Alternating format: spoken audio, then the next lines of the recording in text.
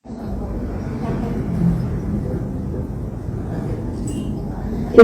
apa ya yang akan dibahas oleh Teteh? Apa yang hubungannya antara buku Hijrah, Cantik Muslimah dengan Muslimah Berdaya, Peduli Palestina, dan kenapa harus Palestina?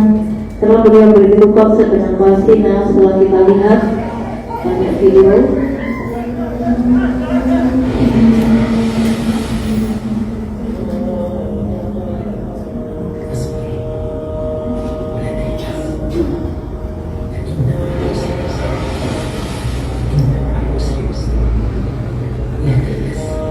Boleh dikecilin sedikit lagi Pak, volumenya boleh.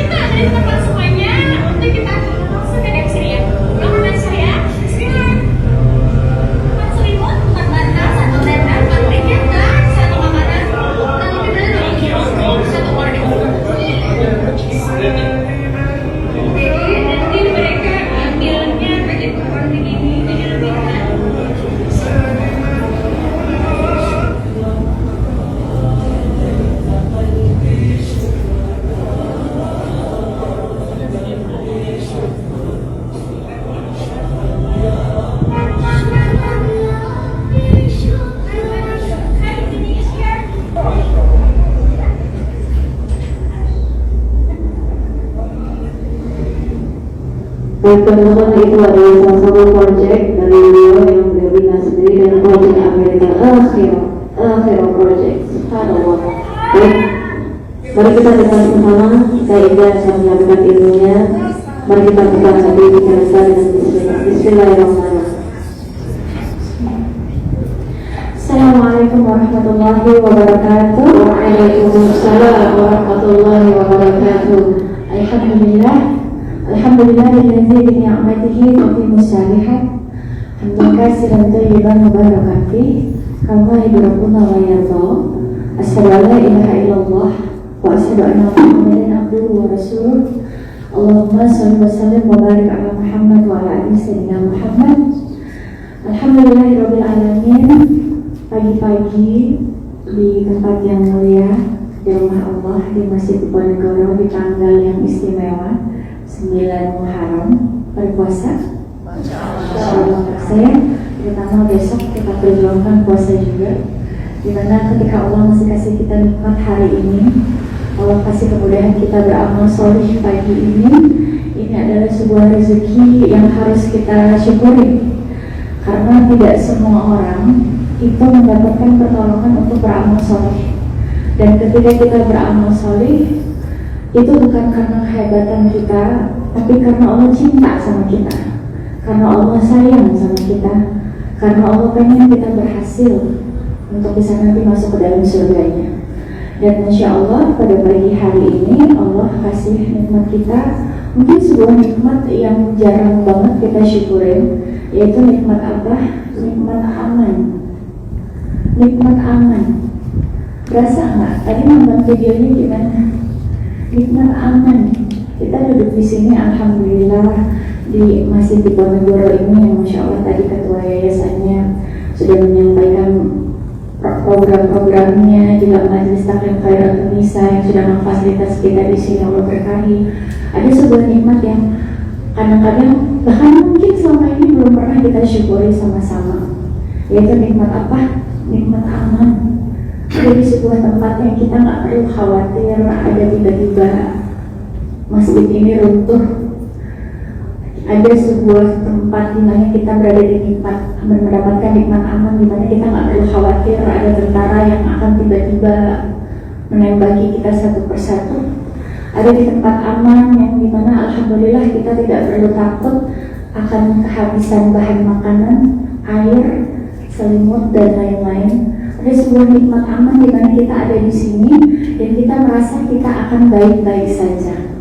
Ternyata tidak semua orang, tidak semua manusia di muka bumi bisa merasakan sebuah rasa di mana dia duduk di sebuah tempat dan dia tahu bahwa saya aman di sini. Insya Allah saya akan baik-baik saja di sini. Insya Allah saya akan selamat di sini. Dan mungkin kalau tidak ada kejadian yang ada di Gaza, yang ada di Palestina, kita mungkin sulit sekali untuk mensyukuri adanya nikmat aman. Benar banget? Benar apa benar? Ya kan? Kita tuh bersyukur biasanya kalau dapat uang, ya kan? Atau sembuh dari sakit, ya kan? Pokoknya hal-hal yang bisa dilihat oleh mata atau digenggam dengan tangan. Tapi kita sangat jarang sekali untuk mensyukuri nikmat-nikmat yang sebenarnya kita butuhkan. Ibadah juga kalau nggak aman, kita takut, ya kan? Kemarin saya bulan 2 bulan yang lalu berangkat ke Al-Aqsa. Itu salah satu jemaah ya,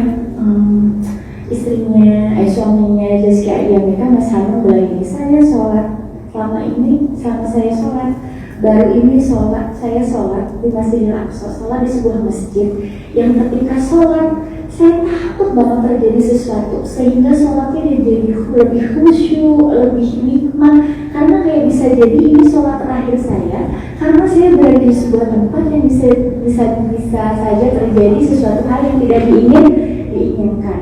Walaupun Masjidil Aqsa insya Allah aman, tapi memang kayak banyak tentara apa gitu. Dan dari situ kayak tumbuhlah kesadaran kayak ya ternyata dalam menikmati ibadah itu tuh nikmat aman itu penting ya gitu. Bahkan ketika Allah selipkan rasa takut itu kayak membuat ibadah kita lebih terasa, benar gak? Jadi kayak saya pengen banget pagi ini kita sama-sama menumbuhkan kesadaran, menumbuhkan kesyukuran bahwa ada sebuah nikmat yang mungkin selama ini belum pernah kita syukuri. Sampai Allah Subhanahu wa Ta'ala akhirnya memberikan ujian kita, karena ujian yang ada di Palestina itu bukan ujian buat orang-orang Palestina, ya kan? Sebenarnya itu ujian buat kita juga gitu, untuk kita yang jarang sekali bersyukur terutama soal nikmat aman. Maka bersyukur kita kepada Allah Subhanahu wa Ta'ala untuk nikmat aman di negara kita cinta ini, Indonesia, dan bersalawat kita kepada Nabi kita Muhammad Sallallahu Alaihi Wasallam. Yang kita harus sadar bahwa kita ini sebagai umatnya Nabi diberikan sebuah PR, diberikan sebuah amanah besar yang sampai sekarang belum juga terselesaikan, yaitu apa?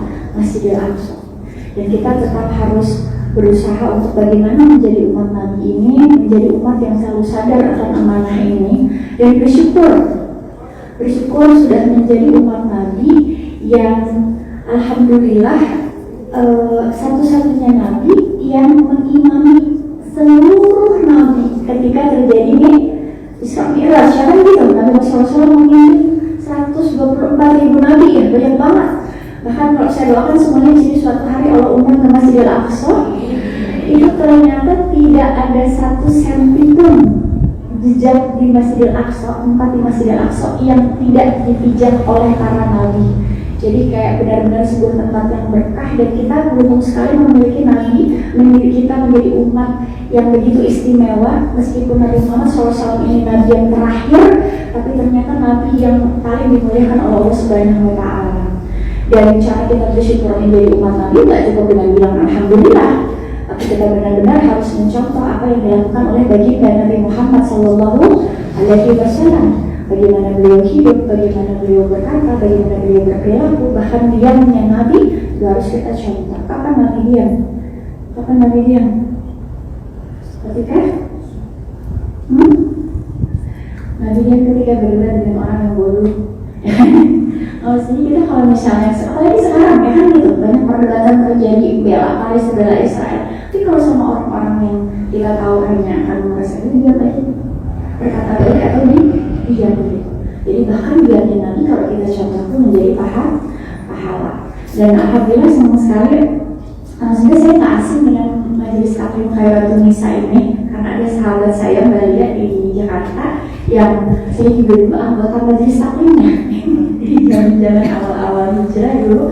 Dan alhamdulillah senang banget ada di Surabaya juga tadi udah 6 tahun ya, Masya Allah. Berarti ini jamaah rutinnya majelis Khairatun Nisa Surabaya ya, Masya Allah. Dan tadi saya diceritanya juga masih dari Ponorogo, dari keluarganya juga ya, Masya Allah. Eyangnya kita masih di Ponorogo, yang kalian lagi mau ada perluasan, kita doakan mudah-mudahan Allah mudahkan, bisa lebih makmur lagi, bisa lebih menjadi masjid yang ramai, masjid yang menjadi cahaya bagi orang-orang yang ada di sekitar sini. Amin ya rabbal alamin.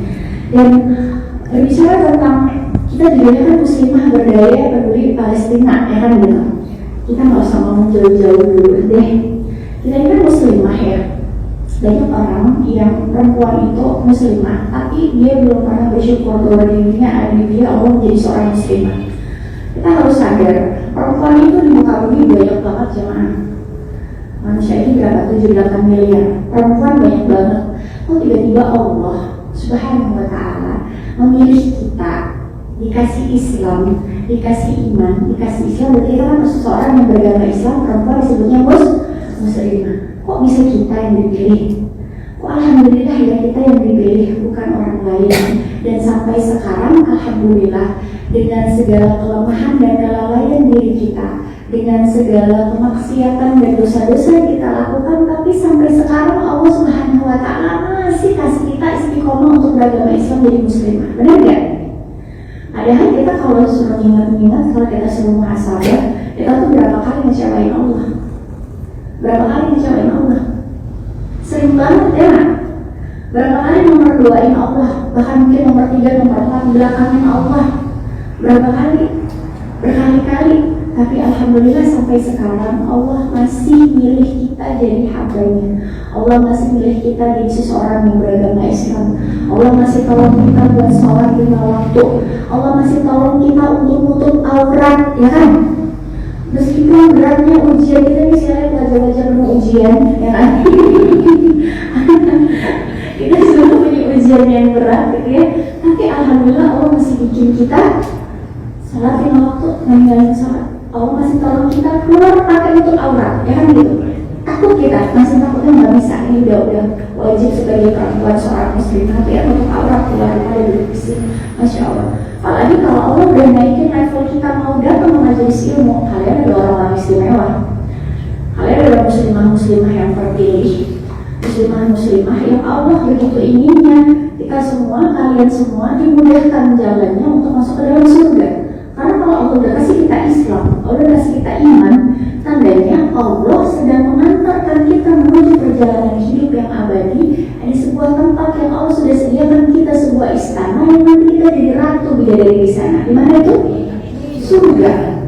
Makanya kalau seseorang, saya selalu bersyukur dan selalu bangga sama teman-teman majelis taklim, pengurus yang jamaahnya, Masya Allah ya gitu. Orang yang sudah Allah naikkan levelnya, mau datang ke majelis ilmu, apalagi di masjid yang Masya Allah ya. Itu kayak kalau Rasulullah SAW bilang kan, barang siapa yang melangkahkan kakinya menuju majelis ilmu, maka Allah akan mudahkan langkah kakinya ke surga. Berarti kan Masya Allah itu kabar gembira. Berarti kalian semua ini, kita semua ini adalah orang-orang yang sedang Allah persiapkan untuk dimudahkan jalannya menuju surga. Apa bukan itu hal yang menggembirakan? Sebuah kabar gembira. Dan ketika Allah memudahkan langkah kaki kita ke surga, berarti ujian, masalah, musibah, apapun yang kita alami sejatinya adalah cara Allah memudahkan langkah kaki kita ke surga. Makanya kayak alhamdulillah ya kita jadi muslimah gitu. Dan muslimah itu tuh cahaya dimanapun gitu. Dan ini kaitannya erat nanti kalau kita bicara tentang Palestina, Masya Allah gitu. Saya tadi awal ini kita sadar dulu sebagai seorang muslimah kita ini istimewa. Apalagi judulnya muslimah berdaya. Seberdaya itukah kita? Sebersyukurkah kita ketika kita dipilih Allah jadi muslimah gitu. Karena muslimah itu sebuah cahaya ketika Allah Subhanahu wa Ta'ala menjadikan dia muslimah, ketika dia memiliki suami yang salih, maka beruntung suaminya karena memiliki sebaik-baik perhiasan dunia. Ketika seorang muslimah tadi memiliki seorang anak, beruntung anaknya karena memiliki ibu yang menjadi madrasah terbaik bagi dirinya. Ketika tadi si muslimah ini menjadi seorang tadi kan jadi ibu, jadi anak, beruntung orang tuanya, bapak ibunya si muslimah ini tadi beruntung. Kenapa? Karena seorang muslimah, seorang anak perempuan itu bisa menjadi hijab penghalang bagi kedua orang tuanya dari api neraka. Dan ketika si muslimah ini tadi menjadi sahabat yang salihah, menjadi sahabat muslimah, maka beruntung teman-temannya, beruntung lingkungannya. Kenapa? Karena bisa menjadi syafaat nanti ketika dicari nggak ada di surga, bisa membawanya masuk ke dalam surga. Satu orang wanita muslimah itu bisa menjadi cahaya yang luar biasa kepada siapapun yang dekat dengannya, bagi suaminya, orang tuanya, anaknya, teman-temannya. Istimewa nggak kita? Istimewa nggak kita? Istimewa. Dan ini adalah sebuah rasa yang sudah mulai luntur di luar sana, benar nggak? Seolah-olah perempuan itu banyak insecure-nya, ya kan gitu. Kayak kalau sekarang kan ada generasi strawberry, kayak nih kan ada masalah dikit lembek, ya kan gitu.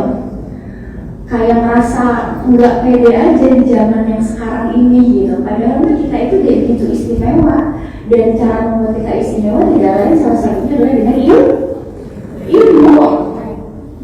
Makanya berkah perempuan-perempuan yang sadar bahwa dirinya adalah istimewa, lalu mereka duduk di majelis ilmu, lalu mereka mau istiqomah di jalannya, maka dia akan selalu menjadi cahaya dimanapun dia berada.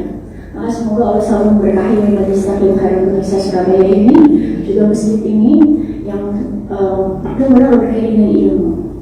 Dan misalnya soal muslimah ini tadi, sebagai seorang muslimah, tanggung jawab tentang Palestina itu bukan hanya diberikan kepada laki-laki, justru di kita gitu.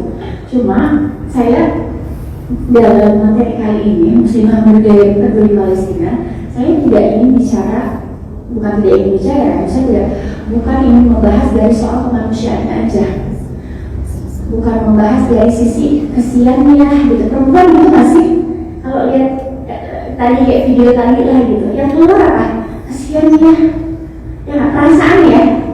Nah, saya ingin merubah mindset ini. Kita memandang Palestina bukan lagi dengan perasaan, bukan lagi dengan rasa, bukan lagi dengan sisi kemanusiaan yang bisa harus kita lakukan gitu. Cuma saya ingin kita lebih deep lagi, karena kita ada seorang muslimah yang berdaya. Muslimah berdaya beda dong sama muslimah yang biasa-biasa aja, beda. Makanya kita mau naik level nih, kita mau memahami Palestina, kita mau peduli dengan Palestina dari sisi keilmuan. Karena yang namanya agama Islam itu nggak bisa lepas dari agama dalil, nggak bisa lepas dari sejarah. Teman-teman pernah nyadar nggak ketika ada guru Quran gitu ya, ketika baca Quran, ternyata hampir sepertiga Al-Quran itu membicarakan tentang Baitul Maqdis, membicarakan tentang Palestina, membicarakan tentang Masjidil Aqsa. Baik itu tentang lokasinya, baik itu tentang para nabi, para rasul, baik ataupun perempuan-perempuan hebat yang ada di sana. Siapa perempuan hebat yang ada di sana? Yang paling terkenal. Dan sampai-sampai ada satu surat dalam Al-Quran itu namanya beliau, Maryam, insya Allah ya. Jadi kita harus paham dulu nih gitu, secara sisi keilmuan, kenapa kita harus peduli Palestina. Dan biasanya kalau kajian sama saya akan banyak bertanya, saya akan banyak nanya. Nanti kalau saya tanya, jemaah harus jawab, oke? Karena kan saya bertanya, biar kita dua arah. Biar biasanya kalau ditanya itu kayak ada deg-degannya, terus nanti ingat ya nggak? Ya, saya akan tanya. Ya kita katanya kita muslimah berdaya peduli Palestina. Di mana Palestina itu? Palestina itu di mana lokasinya? Di Palestina, Palestina bagian dari negeri Arab Saudi. Syam. Syam itu mana lagi jamaah? Ayo kita pelan-pelan biar kita paham nih secara keilmuan gitu. Syam itu apa aja? Palestina, Lebanon, Yordania, Suriah. Dulu ini semua menjadi satu lokasi. Kan Rasulullah SAW itu kan ketika remaja sudah belajar berdagang, itu kan berangkat ke Syam untuk berdagang, kan gitu. Nah, kali itu Syam ini dari dulu ini udah harum namanya, udah terkenal gitu. Palestina bisa salah satu ikon yang sangat terkenal yang begitu mulia ada di Palestina adalah Masjidil Aqsa. Masjidil Aqsa terletak di kota Al-Quds, atau kalau sekarang ada kalau orang-orang Yahudi dan lain lagi Yerusalem. Ada Masjidil Aqsa di sana. Masjidil Aqsa itu sebuah komplek, bukan satu masjid, tapi sebuah kawasan di mana di sana terdapat beberapa masjid, 7 masjid juga dengan banyak pintu, dan ada kota tua di sekitar Masjidil Aqsa.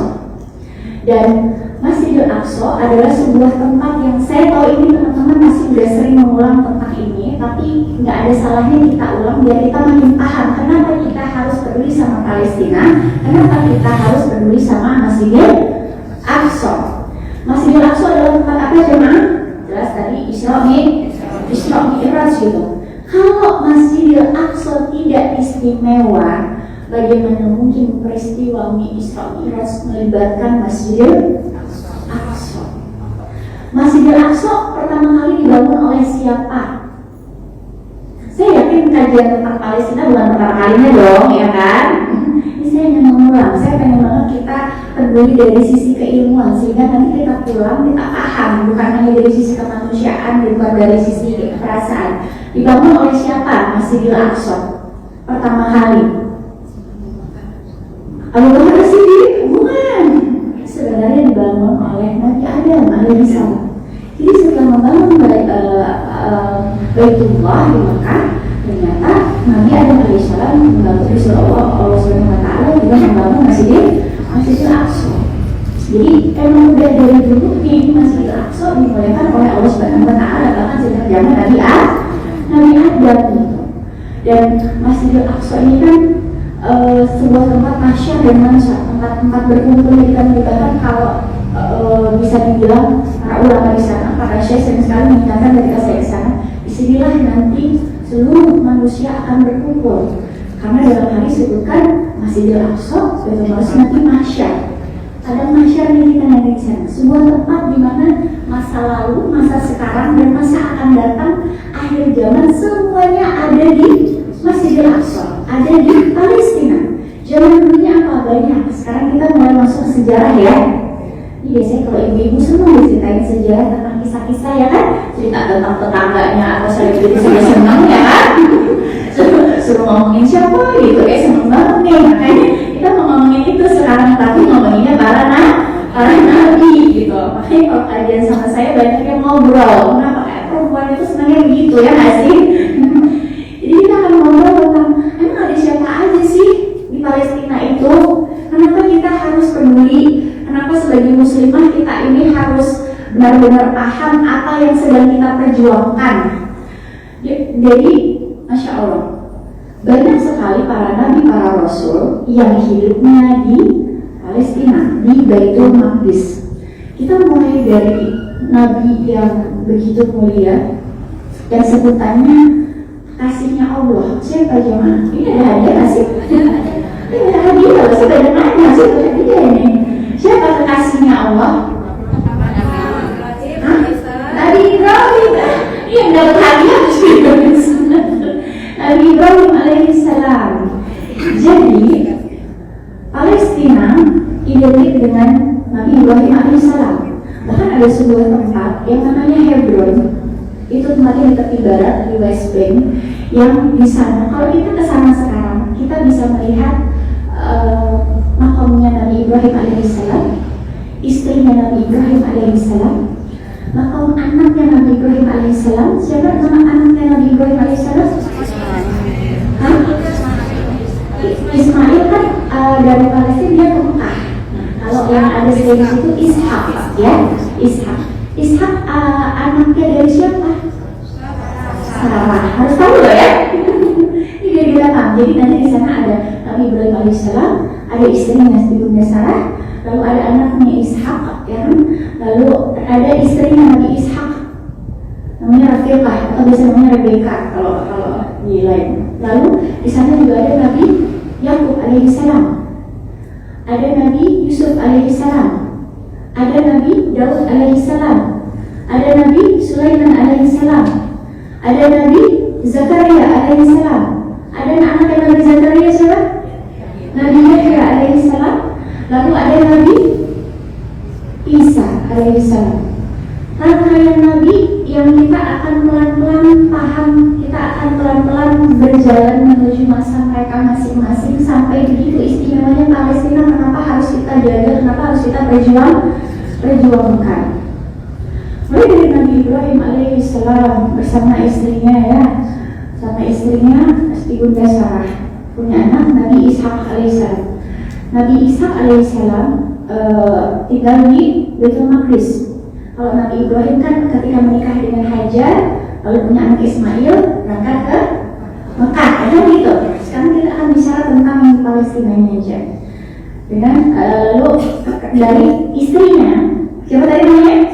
Sarah, punya anak Ishak. Nah, punya anak Ishak ini, lalu Ishak menikah dengan Rafiqah atau Rebeka, punya anak Nabi Yakub. Masya Allah, ya. Saya beberapa kali berangkat ke Palestina bawa jamaah. Ternyata ada jamaah yang baru sadar, ternyata para nabi itu berkeluarga. Mereka pikir bukan, gitu kan. Ternyata semuanya ada kaitannya, gitu ya. Masya Allah, orang-orang terpilih. Dan ini teguran buat kita juga sebagai seorang perempuan. Kenapa? Ternyata dari rahim yang taat akan lahir generasi yang taat, gitu. Jadi dari Ibunda Sarah lahirlah Nabi Ishak alaihissalam.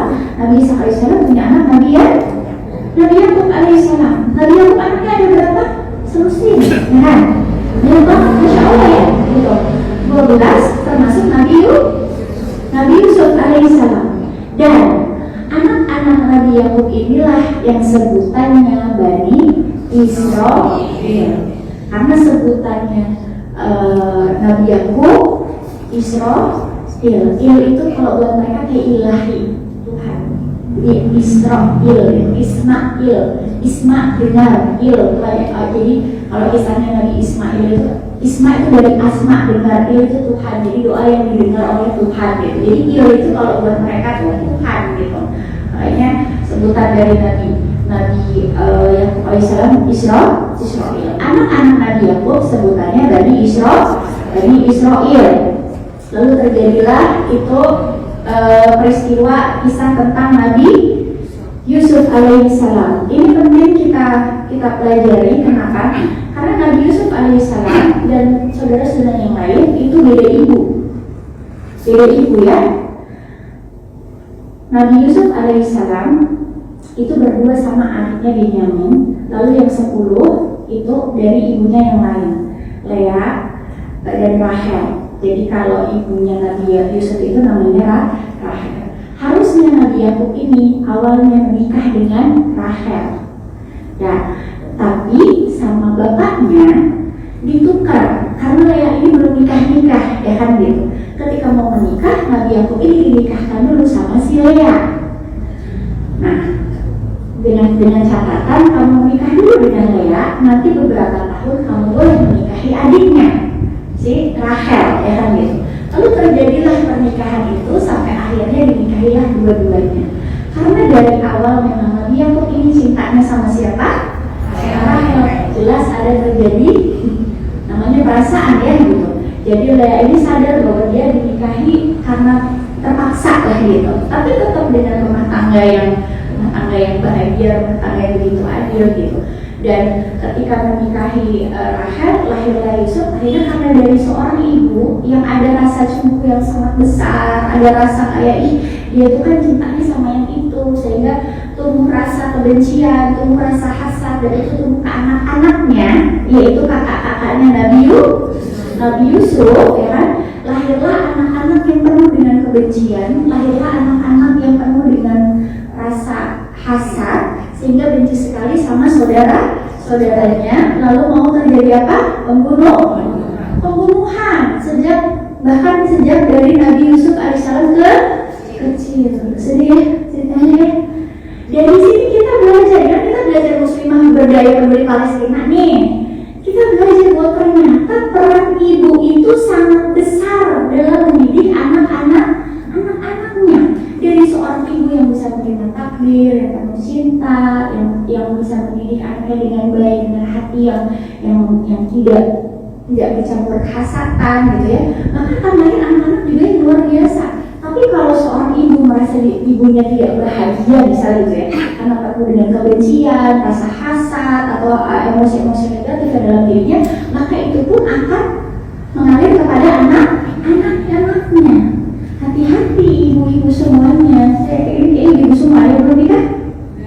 Insya Allah semuanya sudah punya anak ya. Ini PR buat kita bu, hati-hati. Ya kan gitu. Jadi mereka tinggal di Baitul Maqdis loh. Jadi saya ingin bicara apa yang ada di Palestina sekarang itu tuh pelajaran itu besar banget buat kita bahkan dari zaman dulu gitu. Ayo kita harus kayak kalau kita tahu sejarah tentang mereka, kita akan lebih mudah nanti berjalan tentang hidup. Lalu kita lanjut ya, sampai mana tadi? Sampai Lea. Sampai Lea ya. Lea dan anak-anaknya berhasil dengan Nabi Yusuf alaihissalam. Lalu kan, masya Allah, ya Nabi Yusuf alaihissalam memiliki hati yang luar biasa. Akhirnya selamat dengan kisahnya, masih ingat ya? Mau dibunuh, dibuang ke sumur, ya kan gitu. Udah diselamatin, akhirnya dijual jadi budak, terus akhirnya dibeli sama orang kerajaan. Akhirnya masuk lagi di sana, kerja sebentar karena ganteng banget, kena fitnah, ya kan gitu. Kena fitnah, ya masuk penjara, ya kan gitu. Dan masuk penjara karena beliau ini kan ahli takwil mimpi. Bilang sama temennya, kasih taunya sama raja ya, saya tak ahli takwil mimpi, siapa tahu saya bisa keluar, temennya lupa, ya kan gitu. Lama di penjara, ya kan gitu, sampai akhirnya terjadilah itu, ada mimpi raja. Akhirnya beliau diangkat jadi penasehat raja, ya kan, jadi menteri keuangan, jadi orang di istana itu. Apakah Nabi Yusuf alaihissalam ketika tahu kan 10 kakak-kakaknya ini kan jadi rakyat jelata lah ya gitu ya, ketika kesusahan datang ke Nabi Yusuf alaihissalam, apakah ditolak? Tidak. Apa yang terjadi? Dibantu, ya kan gitu. Kalau bukan lahir dari ibu yang pemaaf, dari ibu yang ridhonya dari awal, harusnya laki nikahnya sama saya, tapi kok nikahnya sama kakak saya, kan gitu ya. Diridho dari awal. Perempuan yang punya hati ridho luar biasa, menerima takdir apapun yang Allah berikan kepadanya meskipun pahit, ya kan gitu. Lahirlah seorang anak yang meskipun ibu jadi berat banget loh, Nabi Yusuf alaihissalam, ya kan gitu. Ketika bertemu lagi dengan beberapa orang yang ingin membunuhnya waktu kecil, dimaafkan. Masya Allah ya, luar biasa. Dan Nabi Yakub alaihissalam ketika kehilangan Nabi Yusuf alaihissalam, apa yang terjadi jemaah? Muntah matanya, saking sedihnya kehilangan anak yang paling dicintainya, ya kan gitu. Dari sini kita belajar lagi nih. Kita cerita orang-orang hebat di Palestina ya. Kesedihan ternyata bisa menimbulkan penyakit dalam raga. Sakit yang dialami oleh hati, perasaan, ternyata bisa berpengaruh dengan fisik. Buktinya apa? Nabi Yakub alaihissalam saking sedihnya menangis setiap malam. Akhirnya buta. Sembuhnya gimana jemaah? Bahagianya Nabi Yusuf alaihissalam, ya kan? Jadi saudara anak yang ketemu Nabi Yusuf balik ke rumah, terus diusap ke wajahnya, dan beliau tahu itu wajahnya Nabi Yusuf, gembira, senang, ya kan? Gembira, senang, akhirnya semua bisa melihat. Konek kan? Ternyata rasa bahagia juga bisa menemukan kesembuhan bagi seseorang, bisa menemukan kekuatan gitu. Dan kita belajar lagi dari orang-orang hebat di Palestina. Lalu itu tadi Nabi Yusuf alaihissalam. Setelah Nabi Yusuf alaihissalam besar, lalu ada masa kerajaannya Fir'aun, kan Mesir, kan ya. Akhirnya Nabi Yusuf ada kerajaannya Nabi Fir'aun, lalu ada Fir'aun Mesir, ini kan gitu ya, di Mesir. Lalu kekuasaannya Nabi Yusuf ini dari Syam meluas ke Sehingga di Mesir ini lahirlah Nabi Musa alaihissalam. Sekarang kita masuk ke Nabi Musa alaihissalam ya. Nabi Musa alaihissalam ini kan tinggalnya sebenarnya bukan di Baitul Maqdis ya. Dan cita-cita Nabi Musa alaihissalam tahu apa? Pengen banget meninggal dikuburnya di Baitul Maqdis. Nabi Musa alaihissalam ini seorang nabi yang luar biasa. Kita akan belajar ya. Saya termasuk tipe orang yang pengen kita bisa mengambil hikmah dari sejarah. Dan saya pengen kali ini kita dari orang-orang hebat di Palestina untuk menumbuhkan rasa peduli kita. Dan bukan hanya rasa peduli, tapi rasa bersyukur kita karena Allah sudah pilih kita menjadi seorang muslimah yang Allah kasih kekuatan, Allah kasih keimanan untuk bisa belajar dari orang-orang hebat di masa lalu. Nabi Musa alaihissalam seorang nabi yang luar biasa, mukjizatnya banyak banget ya. Apa yang mukjizat Nabi Musa itu? Tongkat. Kenapa saya tanya gini, kadang-kadang ya ibu-ibu terakhir baca kisah Nabi dulu waktu ngajar anak SD, ya kan gitu.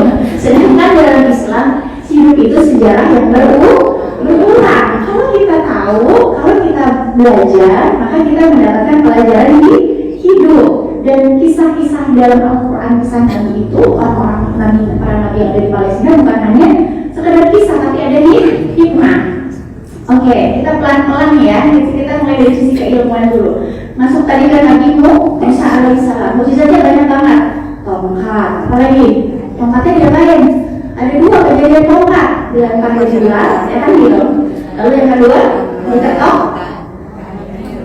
terulang lautan. Apalagi? Keluar cahaya, jangan gitu. Apalagi? Kitab Taurat. Apalagi? Mana sawah, keluar makanan-makanan tuh. Ketika Bani Israil mau dibawa pergi kan, diselamatkan dari Fir'aun. Nah, lapar nih, mana minta makanan? Jadi kayak sejenis burung gitu, pas itu turun dari langit, ya kan? Kenapa nggak keren coba? Kalau kita suatu hari ke Palestina, melewati perbatasan Mesir ke Palestina, itu kita akan lihat bekas-bekas tempat turunnya mana sawah, di mana tempat Nabi Musa alaihissalam ketika bicara sama Allah Subhanahu wa taala di mana satu-satunya nabi yang bisa bicara dengan Allah Subhanahu wa taala di muka bumi siapa? Nabi Musa alaihissalam. Insyaallah ya. Pertanyaan saya, apakah Nabi Musa pada saat itu berhasil membuat Bani Israel untuk menyembah Allah Subhanahu wa taala?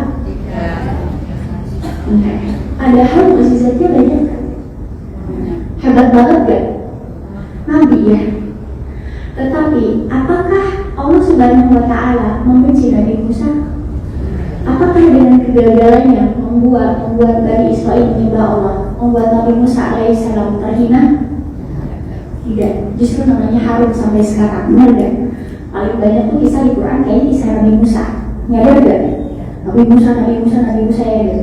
Padahal kalau kita lihat beliau berhasil nggak?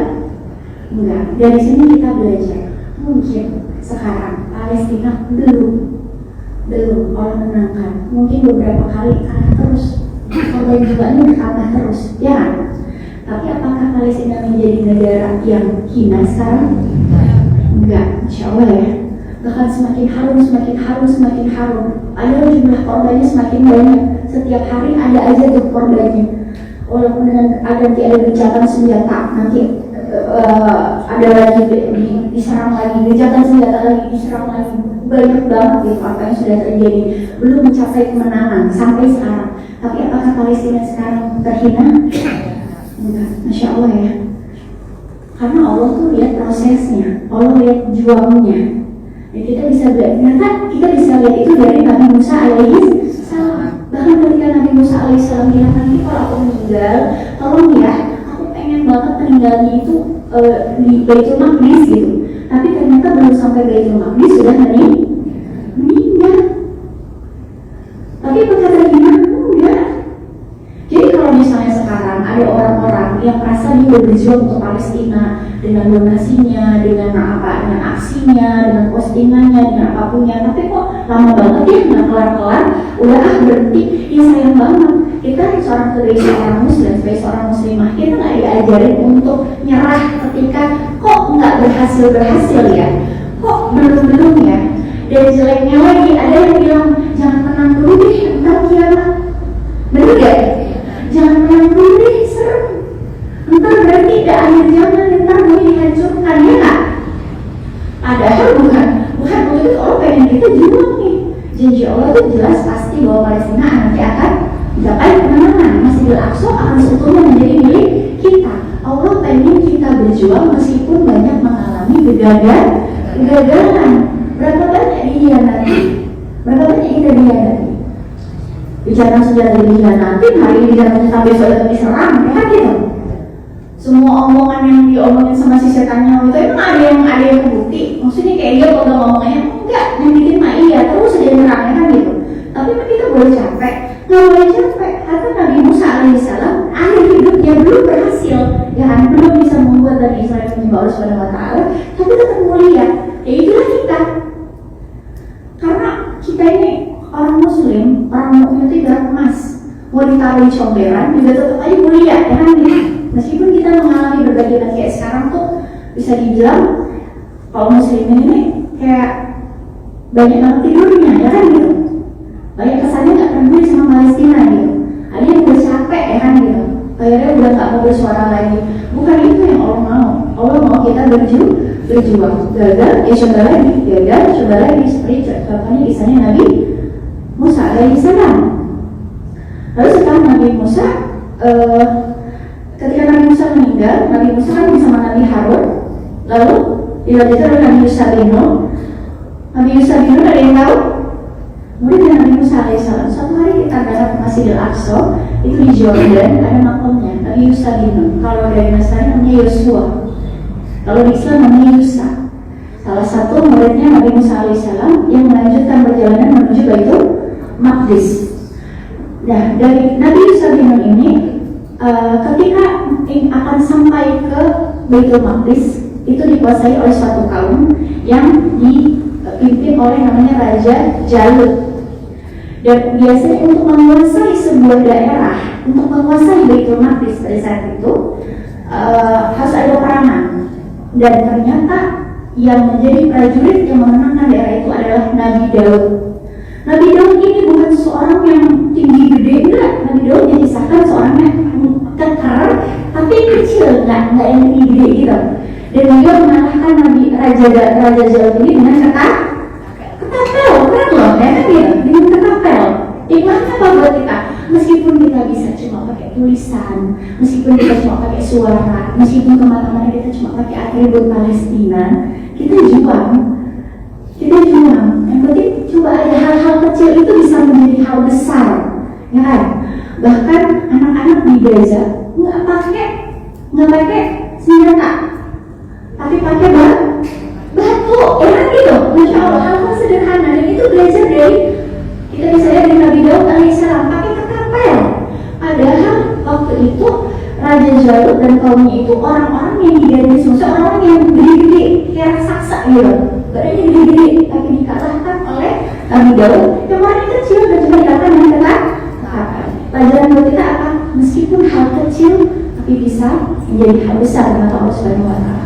Hal kecil bukan berarti tidak akan berhasil, tapi dari hal kecil bisa jadi yang mustahil menjadi berhasil gitu. Lalu Nabi Daud alaihissalam menjadi raja. Kalau kita nanti masih di Aqsa, teman-teman semuanya mudah-mudahan saya bisa bersama teman-teman di sini untuk berangkat ke sana, kita akan melihat jejak-jejak Nabi Daud alaihissalam. Ada namanya Jalan King David di situ. King David itu kalau orang Yahudi menganggap Nabi Daud ini kan raja ya, David namanya. Kalau kita Nabi Daud itu kayak ada makamnya Nabi Daud di sana. Dan Nabi Daud ini benar-benar dimuliakan oleh orang-orang Yahudi karena buat mereka Nabi Daud ini adalah raja yang sangat mereka lulukan gitu ya. Buat kita Nabi Daud alaihissalam. Lalu dengan kekuasaan luar biasa menguasai Baitul Maqdis, lalu punya anak siapa namanya? Nabi Sulaiman alaihissalam, orang paling kaya di dunia di muka bumi dan belum pernah ada yang mengalahkan kekayaannya Nabi Sulaiman alaihissalam. Dan Nabi Sulaiman alaihissalam ini juga salah satu yang dilulukan oleh kaum Yahudi, ya kan gitu. Lalu setelah Nabi Sulaiman ada di sana, ini nabi-nabi kita semua loh. Jadi teman-teman kalau kita ke Masjidil Aqsa, kita akan melihat bahwa ini Nabi aku juga. Iya, insya Allah ini Nabi aku juga. Tapi kayak kita merasa bahwa ternyata ada hal-hal persamaan-persamaan yang ternyata agama kita lah yang paling sempurna.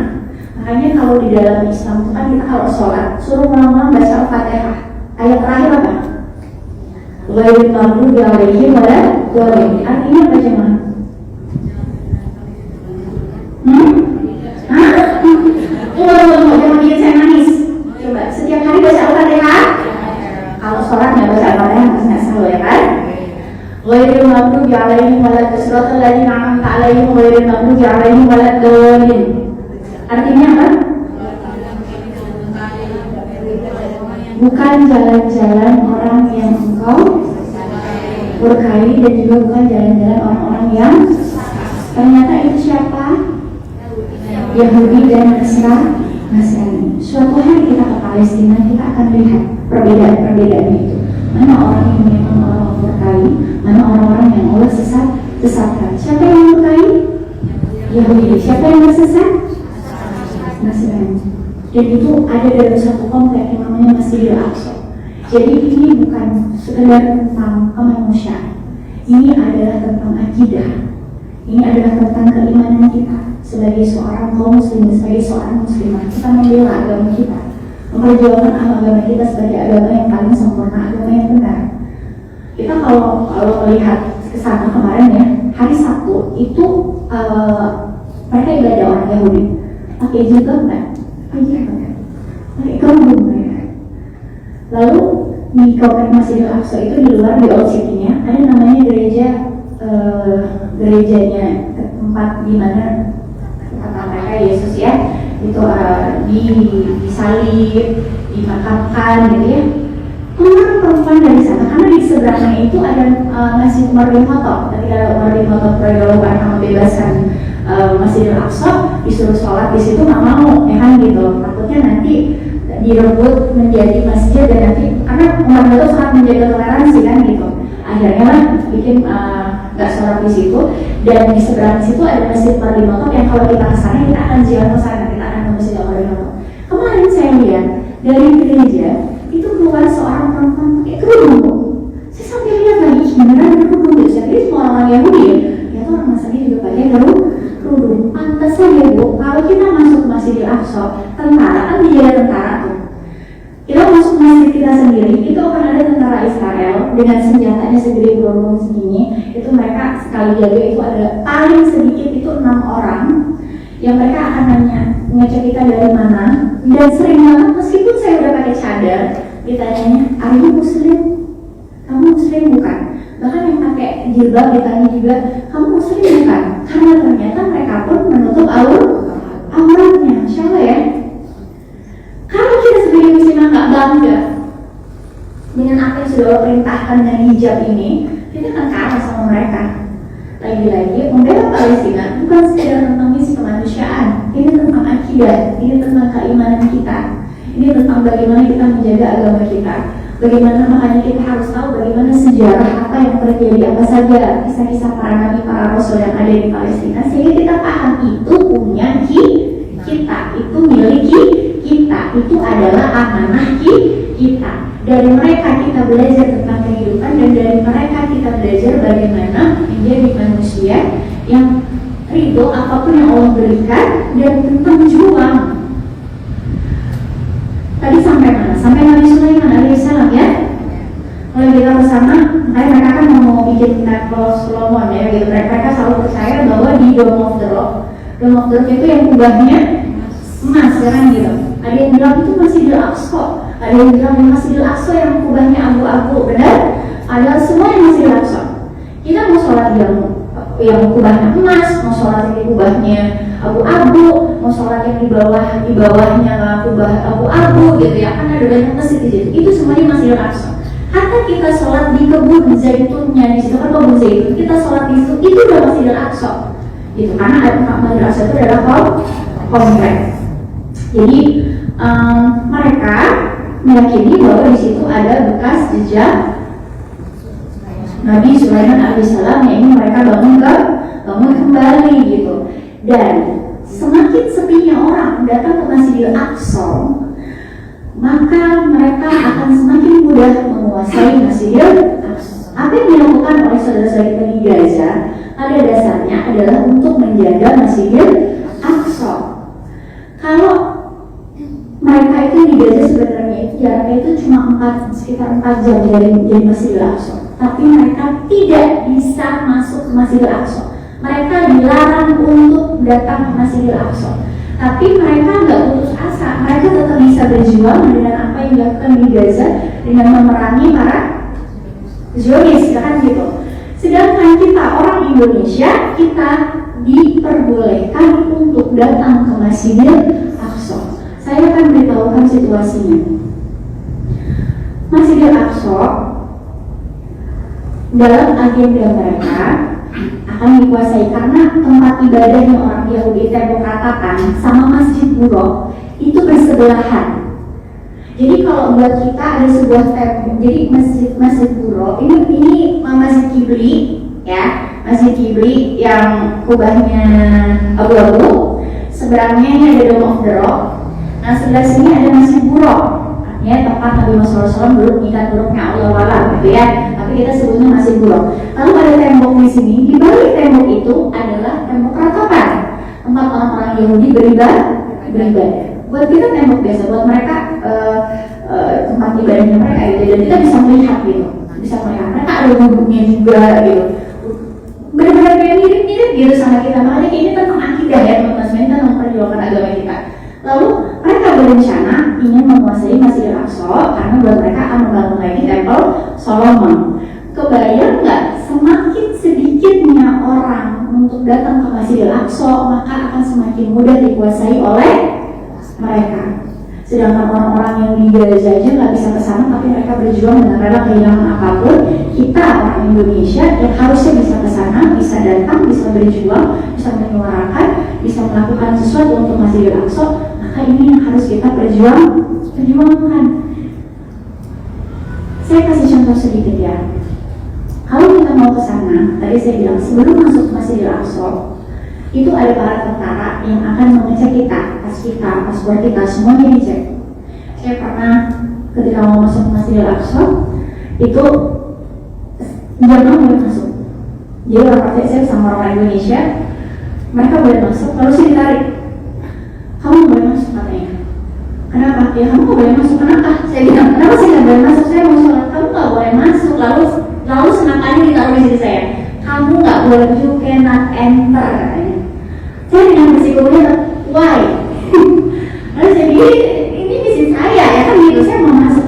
You cannot enter dan saya berdua sama teman saya dia pakai cadar juga. Ini udah beneran kak selangkah lagi mati kita gitu. Tapi saya selalu percaya, ya di mana aja jadi bisa mati ya kan ya. Kalau waktunya mati sekarang ya sekarang. Kalau saya belum waktunya mati, saya tidak akan mati di sini.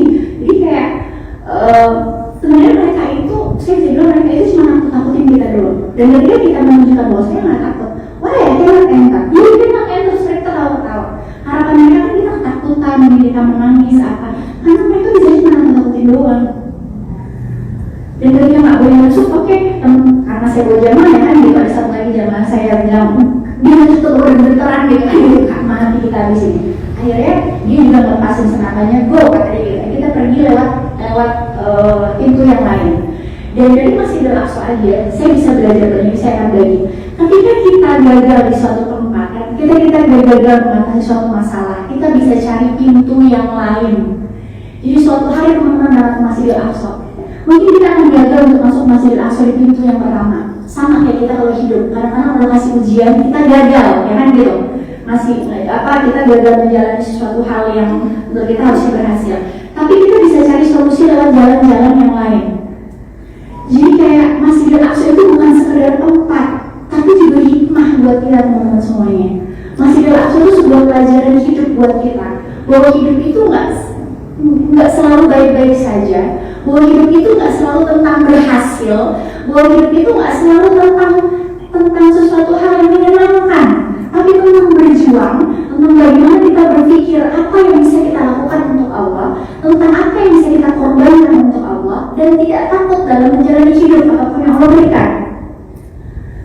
Jadi sebenarnya yang diuji itu bukan orang saudara kita yang di Gaza, bukan hanya mereka, tapi ini ujian besar buat kita sebagai kaum muslimin ketika memandang hal itu. Bahkan kalau kita tarik jauh, bukan hanya dari saudara kita yang di Gaza gitu ya, atau yang di Al-Quds juga sekarang dijajah juga gitu. Kita punya syekhah di sana yang masya Allah perjuangannya luar biasa. Perempuan, pertama kali saya bertemu di Masjid Darul Rahmah di masjid di kawasan Masjidil Aqsa masih baik-baik aja. Sekarang tau gak? Jadi kayak dilarang untuk masuk Masjidil Aqsa, dia disetrum, jadi mohon maaf, dia dipanjangin, dia dipukulin, dia didudukin di kursi, dan setiap 3-6 bulan sekali ditangkap lagi, disiksa lagi, rumahnya diambil. Dia nggak punya apa-apa, dan ketika terakhir ketemu tuh banyak bekas luka gitu ya. Dan ketika ditanya dia bilang alhamdulillah, alhamdulillah. Kalau melihat seperti itu kan kayak, aduh ujian kita belum apa-apa deh gitu. Dan kenapa sih kita diizinkan Allah untuk melihat perjuangan mereka seperti itu? Bukan untuk nonton doang, bukan untuk bilang kesian ya, bukan bilang itu. Tapi Allah sedang menegur kita, ayo dong kamu juga ikut berjuang. Mungkin kamu gak ngerasain seperti mereka disetrum, dipanjangin, dipukulin, ditangkap gitu. Tapi kamu juga mengalami ujian yang kamu harus mencontoh mereka bahwa memang kadang hidup tidak baik-baik saja. Dan kita harus yakin bahwa Allah masih kasih nikmat besar kok. Nikmat besar apa? Kita masih jadi orang Islam. Allah masih jadiin kita muslimah. Dan Allah masih kasih kita rasa peduli sama mereka dan peduli terhadap agama kita. Namun semuanya, sekarang saya tanya ya, kalau kita ada masalah, lalu kita kuat, lalu kita kelihatan tangguh, bukankah orang lain akan melihat kita sebagai seorang muslimah yang kuat? Ya nggak? Tapi kalau kita ada ujian, kita ada masalah dalam hidup, kitanya lembek, kitanya melempem, kitanya depresi, kitanya frustasi, bukankah kita akan menjadi contoh muslimah yang buruk di mata dunia? Benar ya? Ini bukan sekedar tentang Palestina, teman-teman semuanya. Allah Subhanahu wa Ta'ala ingin mengajarkan kepada kita bahwa hidupmu adalah bukan tentang dirimu sendiri. Apa yang kamu lakukan sekarang itu bisa menjadi dampak besar untuk umat, karena kita adalah perempuan. Kita nggak bisa angkat senjata untuk bela Palestina. Kita nggak bisa ya berjuang bersama mereka di sana gitu. Tapi pernah nggak sih teman-teman itu berusaha bertanya dalam hati, sebenarnya pelajaran apa sih yang pengen Allah kasih buat kita? Sebenarnya hikmah apa sih dari kejadian Gaza dan Al-Aqsa dan Palestina ini? Sebenarnya itu ada hikmah besar apa buat kita? Bahwa kita jadi seorang muslimah harus tangguh, harus ridho. Dan memang kadang saya ulangi, kadang hidup itu tidak baik-baik saja. Bahwa kadang-kadang dalam hidup ada kegagalan, ada kehilangan, ada kekurangan, ada air mata, ada hal yang tidak menyenangkan. Tapi apa yang Allah mau dari kita? Juang aja terus. Jangan yang gagal sekali, cari usaha yang lain, ikhtiar untuk cari jalan keluar yang Allah ridhoi. Terima takdirnya. Tunjukkan bahwa kita seorang muslimah, kita tidak takut menjalani hidup. Masya Allah loh. Tadi kita bicara udah sampai Nabi Yusuf ya, sampai Nabi Sulaiman ya gitu. Lalu kita lanjutin ya, karena saya pengen banget kita belajar dari sisi sejarah. Karena buat saya hidup itu sejarah yang berulang. Bahkan dalam Islam itu hidup itu sejarah yang berulang. Semakin kita tahu tentang sejarah, semakin kita pandai mengambil hikmah, semakin kita bisa tangguh dalam menjalani hidup. Nabi Zakaria alaihissalam, seorang nabi bukan? Nabi, penjaga Baitul Maqdis, hari-harinya di Masjidil Aqsa loh, benar? Bagaimana akhir hidupnya? Dibunuh, tidak harinya banyak banget ya berada dia. Dibunuh, kepalanya dipenggal. Kalian Nabi bukan? Nabi, penjaga Masjidil Aqsa, Nabi yang mengasuh Maryam, ya gitu. Yang mengasuh Bunda Maryam kan Nabi Zakaria, soleh luar biasa.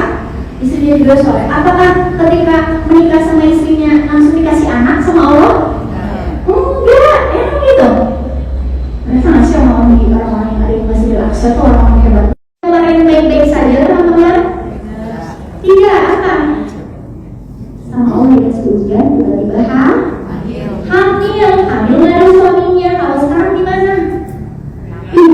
Majelis taklim di masjid tiba-tiba hamil, pasti dia zina, kan gitu. Lalu fitnahnya luar biasa, kan padahal dia benar-benar menjaga gitu ya. Jadi namanya penjaga Baitul Maqdis, dididik oleh seorang nabi, perempuan yang sangat suci, tiba-tiba hamil, nggak ada suaminya, geger nggak harus ke Baitul Maqdis.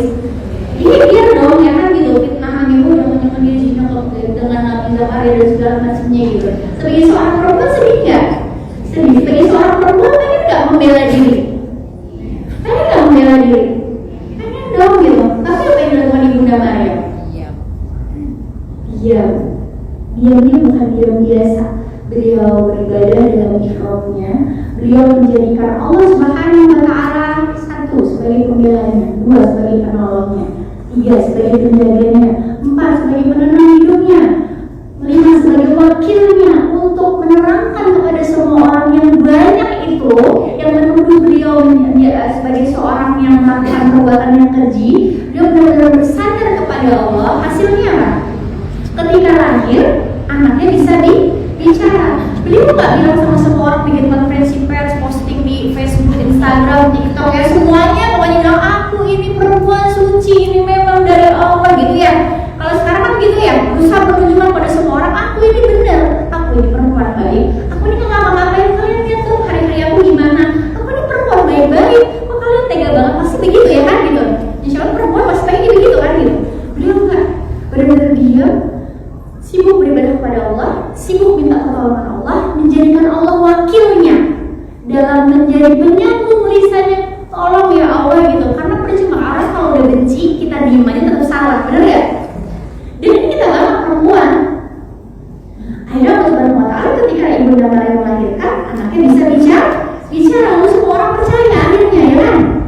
Masya Allah, sampai akhirnya anaknya ada yang mengaku anaknya sebagai Tuhan ya kan gitu, menyembah anaknya kan gitu, mau bilang kayak saking buah dari kemuliaan seorang ibu yang benar-benar menyandarkan hidupnya, menjadikan Allah Subhanahu wa Ta'ala sebagai penolongnya. Dan itu Maryam yang tumbuh di Masjidil Aqsa dan Maryam yang tumbuh di Gaza, di Palestina. Perempuan-perempuan yang ridho meskipun perih. Dia enggak beritanya. Saya hidup sama tentara. Ya Allah, dan saya akan bunuh di. Kita lihat lah ya kekejamannya Zionis dalam perempuan Palestina. Kita pasti lihat kan gitu. Apakah mereka berusaha gimana mereka juga sadar bahwa sebagai seorang manusia tidak punya daya upaya ya kan gitu. Sedangkan sekarang dunia ini seperti bungkam ya kan gitu. Yang mereka lakukan apa? Berdoa kepada Allah Subhanahu wa Ta'ala, lalu Allah Subhanahu wa Ta'ala menggerakkan, termasuk menggerakkan kita di sini untuk peduli terhadap perempuan-perempuan Palestina. Benar ya? Yang membuat kita akhirnya percaya terhadap apa penderitaan mereka, cerita-cerita mereka. Bisa nggak kita nggak percaya? Bisa nggak kita nggak percaya sama cerita mereka? Bisa. Tapi Allah bikin kita percaya kan? Insya Allah ya. Maryam yang lain yang tumbuh di Palestina, rasanya bukan sekedar tentang sisi kemanusiaan, tapi ternyata ada hikmah, ada kisah, ada sisi akidah dan iman yang kita dapatkan dari mereka. Dan itu akan membuat kita lebih peduli lagi. Kenapa? Dari mereka lah kita sebenarnya belajar. Bahkan jauh, bukan hanya dari orang-orang yang ada di sana sekarang, tapi kita tarik ternyata dari para nabi, para rasul dahulu. Nabi Isa alaihissalam, kan itu Nabi Isa alaihissalam nabi, tapi ujung-ujungnya apa? Gimana? Dibunuh juga kan? Lalu diangkat sama Allah Subhanahu wa Ta'ala, lalu dihadirkan orang yang serupa yang besar itu kan Nabi Isa kalau kita ya kan gitu. Ya akhirnya hidupnya baik-baik aja teman-teman semuanya. Semua orang punya ujiannya masing-masing.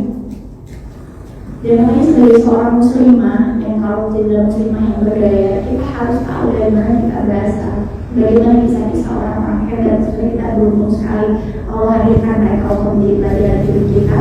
Dan kenapa kita harus peduli terhadap Palestina? Karena ada hal besar di sana.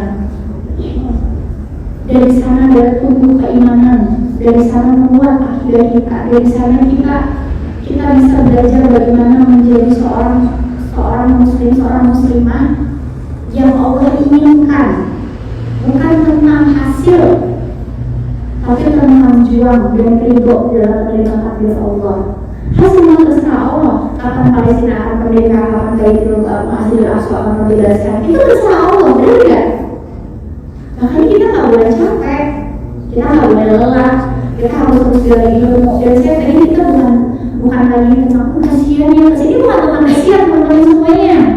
Ada hal besar di sana, ada Masjidil Aqsa yang masih harus kita perjuangkan. Jangan sampai itu jatuh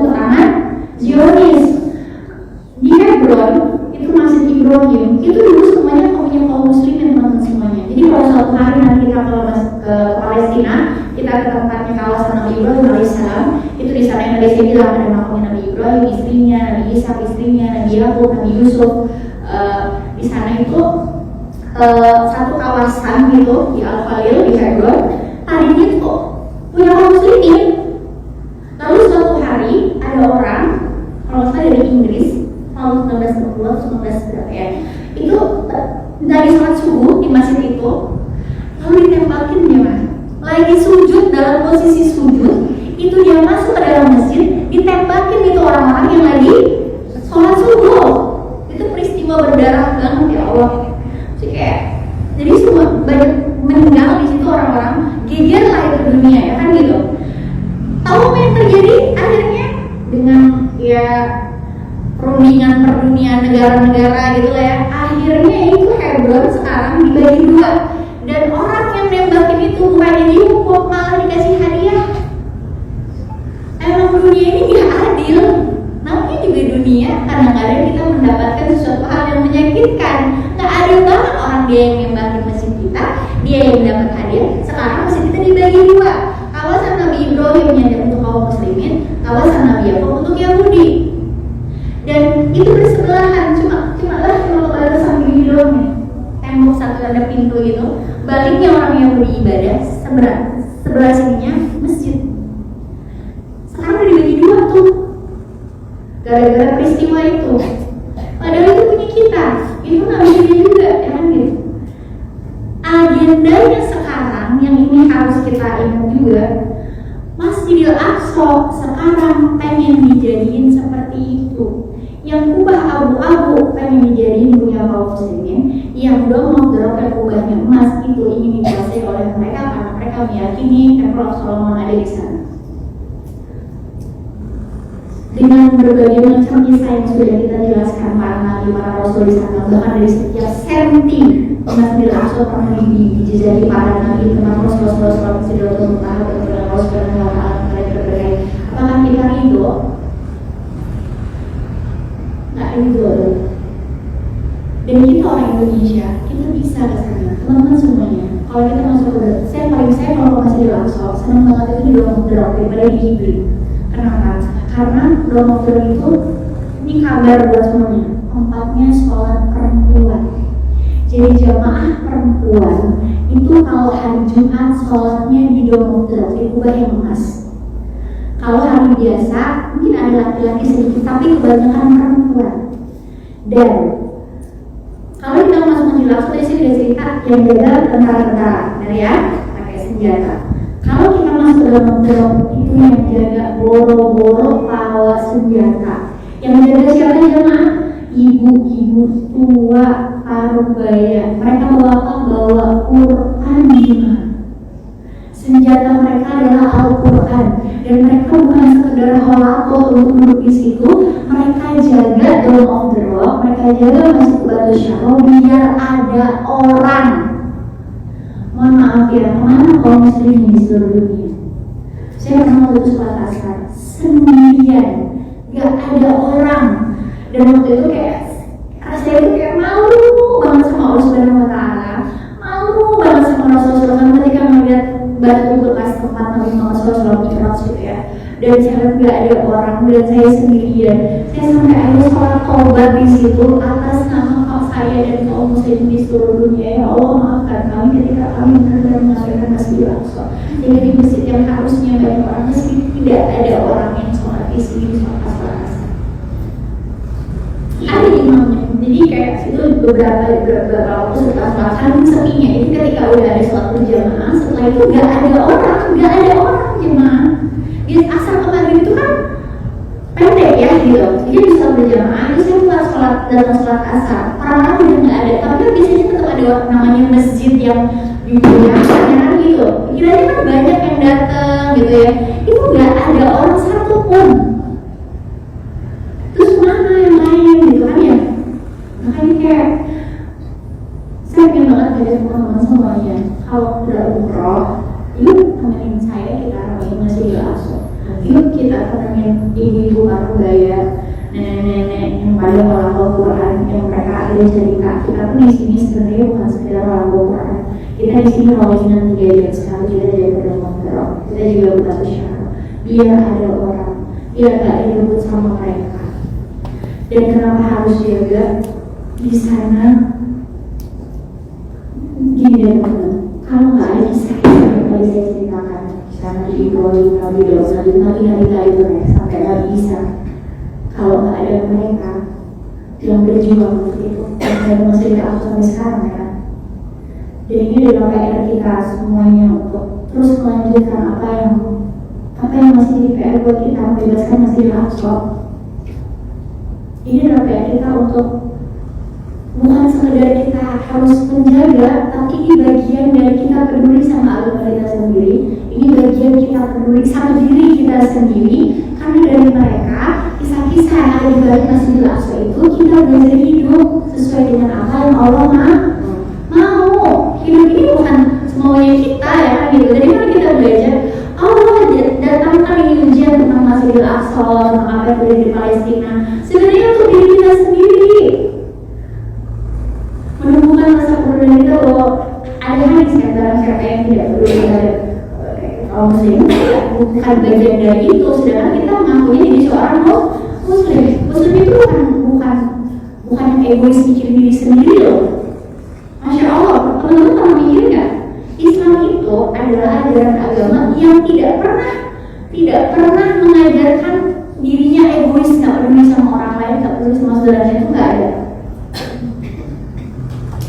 Bahkan yang Islam itu ajaran yang mengajarkan tentang pengorbanan, bagaimana dirinya mau mengorbankan kesenangan dirinya untuk menyenangkan Allah. Dan menyenangkan Allah salah satunya adalah dengan cara menyenangkan saudara-saudara muslimnya yang lain. Dan ketika kita menolong orang lain, bolak-balik itu kita diajarkan seolah akan menolong diri kita sendiri. Oh, dalam Islam hidup itu bukan tentang diri kita sendiri, tapi bagaimana kita peduli terhadap agama kita, bagaimana kita peduli terhadap saudara-saudara muslim kita. Makanya pantas aja kalau masuk surga itu kita bisa geret-geretan, karena surga terlalu luas, kita masukin sendirian.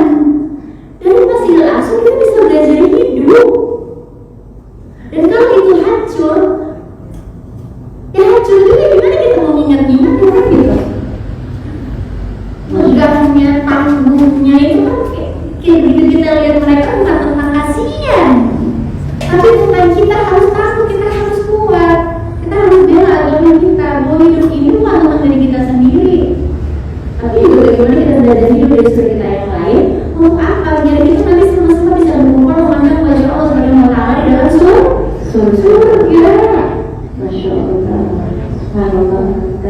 Ceritanya Masya Allah biasa, biasa. Saya banyak belajar juga dari sini. Subhanallah. Mungkin teman-teman banyak yang ingin tahu juga dari pengalaman saya selama di sana bagaimana, akan juga dari saya pertanyaan beberapa yang mau ingin ditanyakan. Silakan teman-teman, ada yang mau tanya sama Kak Ina tadi selama Eyang nih, Masya Allah.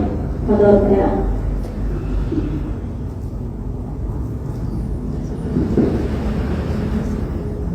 Assalamualaikum warahmatullahi wabarakatuh. Pertama-tama juga ya bilang terima kasih atas doa dan sangat menghargai bagi saya. Kami juga kita untuk semangat perjuangan ini aku juga. Memang terus sangat. Pertama tadi disebutkan bahwa kita sering lupa bahwa anak itu salah satu yang perlu kita syukuri. Itu kita rasakan, saya rasakan terutama ketika sedang bertiga ini, lahirnya sangat cepat. Jadi saya bisa merasakan sedikit bagaimana perasaan itu sangat mahal. Ketika itu saya masih anak balita, tapi saya masih ingat bagaimana ibu saya waktu di pengungsian di sebuah kota di rumahku di Tenggo.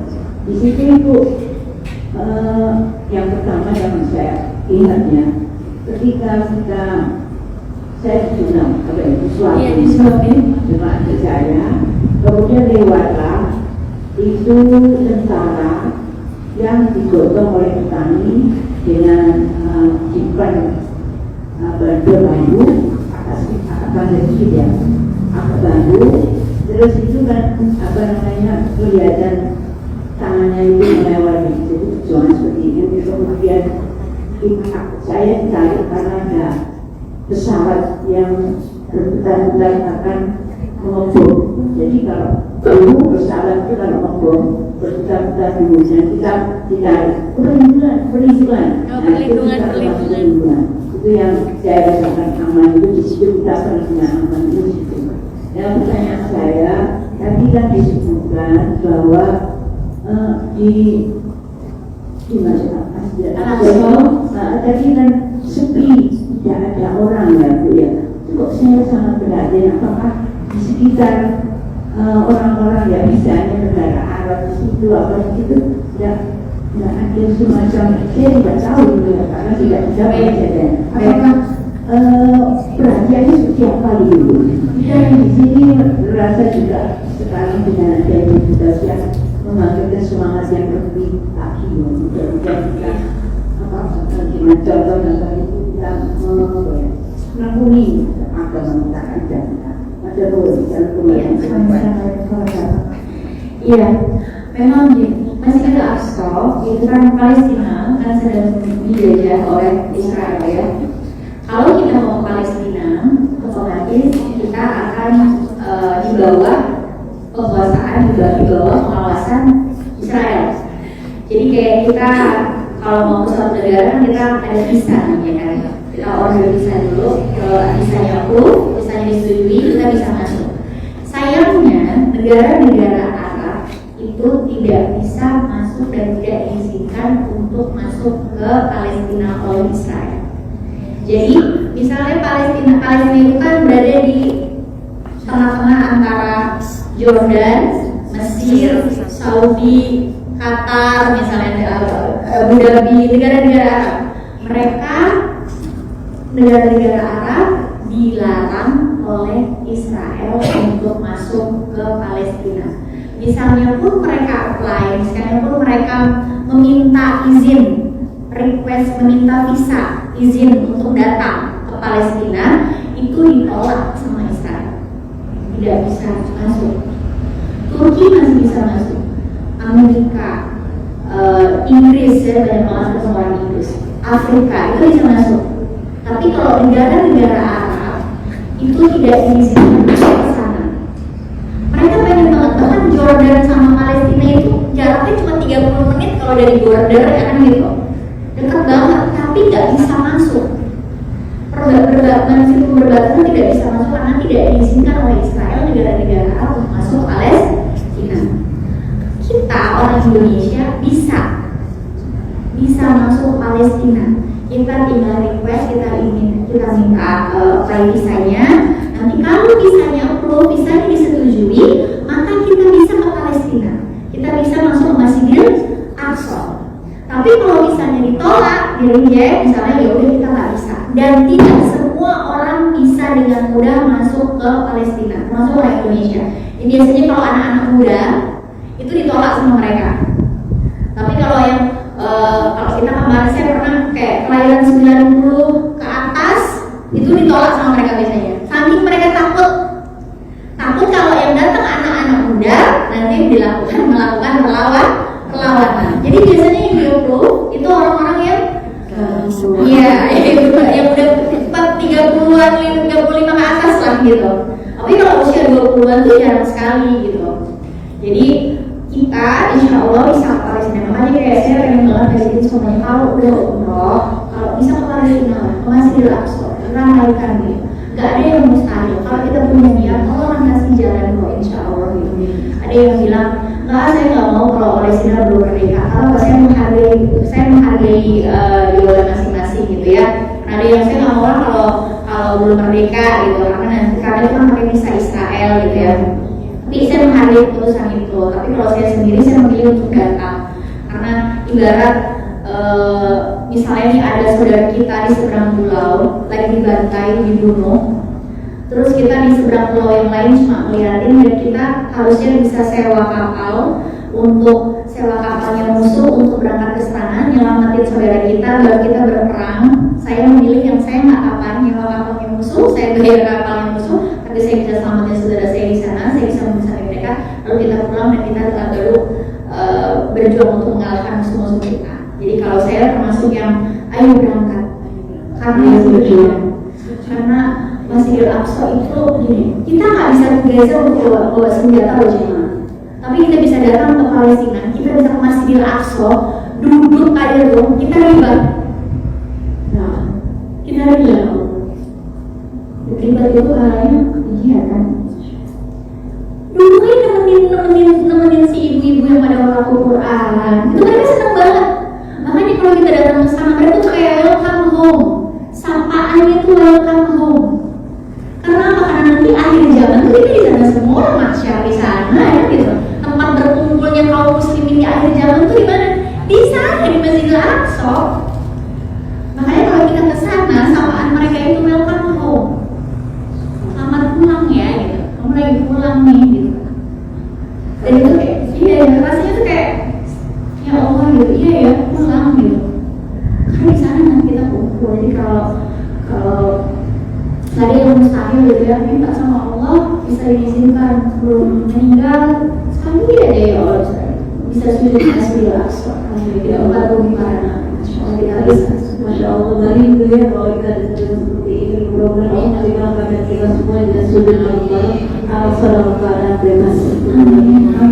Ada lagi mau tanya, teman-teman? Oke. Dua, coba deh. Iya, Apa dua? Karena waktunya sangat terbatas sekali. Apa? Assalamualaikum warahmatullahi wabarakatuh. Saya Erik, saya mau ini tadi tentang Isra yang penjelasannya Tete itu apa nggak punya hati ya? Kok bayi itu apa ya? Ini sekali ya. Apa memang Allah ini apa ya? Orang Israel begitu gitu. Terus yang kedua ada pikirnya Tete waktu pesan. Terima kasih. Assalamualaikum warahmatullahi wabarakatuh. Iya, waktu ke Masjidil Aqsa. Satu lagi deh. Kalian deh. Terima kasih atas kesempatannya. Saya juga terima kasih Kak Indah. Semuanya bermanfaat sekali pastinya. Kak Indahnya begini, saya kebetulan saya dari rumah tangga. Saya punya dua anak balita dua-duanya. Jadi saya tanyakan bagaimana peran kami sebagai ibu rumah tangga untuk menjadikan anak-anak kami sebagai bagian dari pemerintah sebagai ibu habis. Dan bagaimana kami yang ada di rumah ini juga bermanfaat untuk saudara-saudara kami di sana. Ya, Masya Allah. Ya, saya jawab dulu tadi yang pertama. Mereka kan kecil banget ya, beli burungin gitu ya. Kayak gak punya hati lah, perempuan dilecehkan gitu ya. Kayak bunuh kayak haknya orang manusia itu gak berharga lah buat mereka. Sebenarnya ini udah terjadi dari zaman dulu ya. Allah udah tunjukin Fir'aun yang zaman sekarang. Ini gak ada Fir'aun. Bayi-bayi cari sembunyi kan gitu. Gak punya hati sampai orang-orang yang baru lahiran itu zamannya Fir'aun, zaman Nabi Musa dicari dulu bayi ya gitu. Jadi dan kenapa sih Allah tunjukin kita hal seperti itu? Kayak sekarang mereka kerja seperti itu. Ini yang biasa kita sama mereka. Kita adalah orang-orang yang Allah rahmati dan kasih sayang. Kita adalah orang-orang yang Allah liputi dengan cinta, merasa empati dan simpati yang tinggi. Kita adalah manusia yang sebenarnya manusia yang memiliki keimanan dan keislaman kita. Kita punya aturan yang bahwa kita tidak boleh mencobai orang lain, kita tidak boleh membunuh seperti mereka, kita tidak boleh menyakiti orang lain gitu. Kita punya aturan dalam Islam yang membuat kita kejadian, membuat kita mulia. Dengan kejadian itu, dengan kata lain, sebenarnya Allah menunjukkan kepada kita itulah orang-orang yang tidak mendapatkan anugerah Islam. Hidup mereka brutal, hidup mereka seperti binatang. nggak punya belas kasihan, nggak punya cinta, nggak punya kasih sayang, nggak punya rasa peduli. Yang mereka pikirkan adalah bagaimana mereka bahagia di dunia dengan kepuasan yang di dunia. Sedangkan kita, Allah kasih Islam, Allah kasih iman, Allah kasih kita aturan, sehingga ketika kita mau zalimin orang lain, kita mau jahatin orang lain, kita punya nggak bisa, ya kan gitu. Karena ketika kita mengatur seperti itu tuh murah kasih sayang kita, rasa cinta kita lebih mulia karena kita manusia yang terberkahi dengan Islam dan iman. Dan adanya mereka begitu akan membuat kita istimewa. Mereka begitu karena Allah yang menunjukkan kamu bersyukur kan, kerasakan begitu indahnya Islam, kerasakan agama kita ini agama cinta, ya kan? Seperti itu. Jadi kalau misalnya kenapa mereka seperti itu? Karena Allah menunjukkan kepada kita ini beda. Kita adalah kaum yang terbaik yang pernah diciptakan di muka bumi di suatu Al-Imran. Makanya ada mereka. Kalau semua orang kayak kita nggak bisa tahu bedanya kita apa sama mereka. Kita nggak ngerasa istimewa dengan adanya kita sekarang. Kita nggak ngerasa bersyukur alhamdulillah ya. Kita itu dikasih hati loh sama Allah ya kan gitu. Dikasih hati yang terus Allah jaga. Bisa nggak kita kayak mereka? Bisa. Kalau kita nggak jaga hati kita nggak mau ikut aturan Allah, kita nggak mau manfaat kita dengan ilmu, kita nggak mau tahu ya kan, sehingga hati kita tidak terasa. Makanya kayak Masya Allah, saya doakan majelis taklim khairat misalnya terus menjadi rumah cahaya yang buat kita kaum muslimah yang kadang hati kita ini kan rapuh sekali ya kan gitu. Kalau kita nggak jaga kita tega. Pernah ya ada ibu-ibu yang belum anaknya sendiri, alhamdulillah ya kan gitu. Pernah ya seorang anak akhirnya ya Allah gara-gara nggak dikasih motor, ibunya digebruk pakai tabung gas, alhamdulillah ya kan. Mereka semakin kita belajar Islam, semakin kita memahami tentang Islam, semakin kita punya kasih sayang sama mereka. Mereka nggak punya aturan kayak kita, mereka nggak punya roh kayak kita. Gitu. Ya, kalau Islam. Tadi yang ibu rumah tangga Oh ya, Masya Allah itu lebih cerita yang luar biasa deh kalau perempuan mungkin jadi namanya. Iya, jadi harus menjadi kita semua. Yang tadi saya ceritakan tentang kisah-kisah para nabi, orang-orang hebat di Masjidil Aqsa. Karena anak harus kita ingatkan tentang siapa kita sekarang. Kita nggak bisa lepas dari kehidupan para nabi, para rasul yang sebelum kita ada. Jadi orang memang Allah jamin surganya, Allah berikan banyak ujian, dan itu bisa kita ceritakan kepada anak kita. Makanya tadi saya ingin cerita ya kan gitu. Karena itu sejarah yang berulang. Kalau anak kita paham tentang ini, dia akan paham untuk apa dia berjuang. Dia paham bukan aku doang yang berjuang, ada orang-orang hebat yang harus aku teruskan perjuangannya dalam membela Islam dalam menjaga Masjidil Aqsa. Jadi banyak yang bisa ibu lakukan di rumah. Termasuk kayak tadi menceritakan kisah-kisah orang hebat dari Chicago itu Hafiz, menceritakan tentang pentingnya Masjidil Aqsa dalam kehidupan kita dan bahkan di masa depan kita nanti akan ada peristiwa terbunuhnya Dajjal, ya kan, lalu nanti ada Imam Mahdi di sana, nanti Nabi Isa, nanti ada Masyar di sana. Ceritakan tentang hal itu dan ceritakan tentang anak-anak sekarang ini kan kehilangan figur-figur yang bisa dijadikan contoh hidup, benar gak? Iya. Ya kan? Mau nyontoh siapa yang sekarang? Ya kan? Ada, ya kan gitu. Makanya kita sebagai seorang ibu harus sering-sering cerita sama anak tentang orang-orang hebat di masa lalu yang nama-namanya harum di dalam Islam, para nabi, para rasul, termasuk para pengibar Baitul Maqdis. Dan cerita tentang Salahuddin Al-Ayyubi, ya kan gitu. Dan orang-orang hebat, pahlawan Islam katanya gitu. Biar mereka punya contoh figur gitu. Dan sebagai seorang ibu benar-benar nggak boleh skip untuk ingetin mereka bahwa hidup kamu, hidup kita bukan tentang diri kita aja ya nah. Hidup kita ini buat Islam, hidup kita ini harus tentang buat agama Allah. Kamu boleh jadi apapun, kamu jadi dokter, jadi apapun, tapi kamu harus punya manfaat untuk Islam dan tidak boleh lupa tentang Masjidil Aqsa. Apapun yang kamu lakukan nanti di masa depan, jadi apapun kamu harus tetap libatkan Masjidil Aqsa menjadi bagian agenda yang harus kamu perjuangkan. Karena ini adalah amanah gitu. Dan kalau misalnya saya termasuk yang pernah bilang sama anak saya itu bisa biasanya bahwa hari ini hari terakhir saya hidup. Jadi kayak kalau sama anak sering banget ngomongin tentang amanah-amanah apa yang harus mereka lakukan ketika saya meninggal. Termasuk amanah saya, tolong tetap berjuang untuk Masjidil Aqsa. Dan ini kan itu salah satu amanah yang kita sampaikan kepada anak kita. Jadi mereka paham. Banyak yang bisa dilakukan belajar. Karena bagaimana kita bisa ngasih tahu anak kita tentang pentingnya menjadi Masjidil Aqsa, pentingnya berjuang untuk menjadi Masjidil Aqsa, bagaimana keinginan kita untuk menjadikan mereka salah satu anak-anak yang kebebasan Masjidil Aqsa kalau kita nggak punya ilmunya. Masya Allah, tabarakallah. Teman-teman, rasanya tidak cukup waktunya kalau kita mendengarkan sejarah-sejarah atau ilmu yang disampaikan oleh beliau. Hanya waktu dalam 1,5 jam lebih.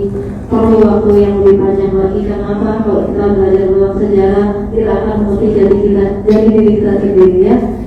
Karena pada dasarnya perempuan itu jalannya pakai hati teh. Cuma bagaimana kalau kita mengambil pembelajaran tadi dari teteh, perempuan harus berdaya. Berdaya dalam apa? Dalam ilmu, dalam akidah, dan juga dalam tauhidnya. Ada itu yang penting. Pokok yang penting adalah bagaimana kita memperjuangkan agama kita karena Allah Subhanahu Wa Taala, dan tidak lupa untuk selalu berjuang untuk menjaga Baitul Maqdis, warisan para nabi. Sama dari saya karena memang di Surabaya jumlahnya jam 11.30, jadi mungkin ada nasihat yang perlu disampaikan kepada kita, pesan-pesan apa kira-kira kita sebagai muslimah untuk lebih peduli lagi untuk Masjidil Aqsa. Apa lebih? Ya, Masya Allah. Teman-teman semuanya, kita sebagai umat Nabi Muhammad SAW gak boleh lupa bahwa kita punya PR, kita punya beban amanah yang ini harus kita perjuangkan, yang ini harus kita jalankan, yaitu apa? Menjadi orang-orang yang ikut memperjuangkan Masjidil Aqsa, menjadi orang-orang yang ikut membebaskan Masjidil Aqsa. Jika mungkin bukan dari generasi kita, tapi kita punya anak keturunan yang insya Allah bisa kita titipkan perjuangan ini. Dan itu tidak akan berhasil, tidak akan terjadi kalau tidak dimulai dari diri kita sekarang. Makanya hiasi terus diri kita dengan ilmu, lalu belajar dari orang-orang hebat di sekitar Masjidil Aqsa yang tadi sudah kita bahas. Karena sejatinya dari Masjidil Aqsa kita belajar tentang bagaimana caranya hidup, bagaimana caranya berjuang, bagaimana caranya mulia di jalan Allah. Masjidil Aqsa bukan hanya tentang membebaskan fisiknya Masjidil Aqsa, tapi tentang membebaskan kita dari belenggu dunia, dari belenggu egois memikirkan diri kita sendiri tanpa mau peduli tentang umat. Bukan tentang sekedar membebaskan fisiknya Masjidil Aqsa, membebaskan Masjidil Aqsa, tapi tentang membebaskan diri kita sendiri dari pengaruh-pengaruh pikiran Zionis, dari pengaruh-pengaruh pikiran yang bukan Islam. Pembebasan Masjidil Aqsa lebih dari bukan sekedar membebaskan Palestina, membebaskan Masjidil Aqsa, tapi tentang membebaskan diri kita sendiri dari segala sesuatu hal yang menjauhkan kita dari Allah, yang menjauhkan kita dari persatuan umat kaum muslimin di seluruh dunia. Masya Allah. Jadi ini rasanya yang baik. Sebelum kita tutup dengan doa, kita lihat di sini dulu, lihat cuplikan dulu. Saya kita lagi kepada alumni saya yang ada di sini. Jadi kalau Masjidil Aqsa, biasanya saya ajak doa dulu ke kamp pengungsian orang-orang Palestina, baru kita ke Masjidil Aqsa.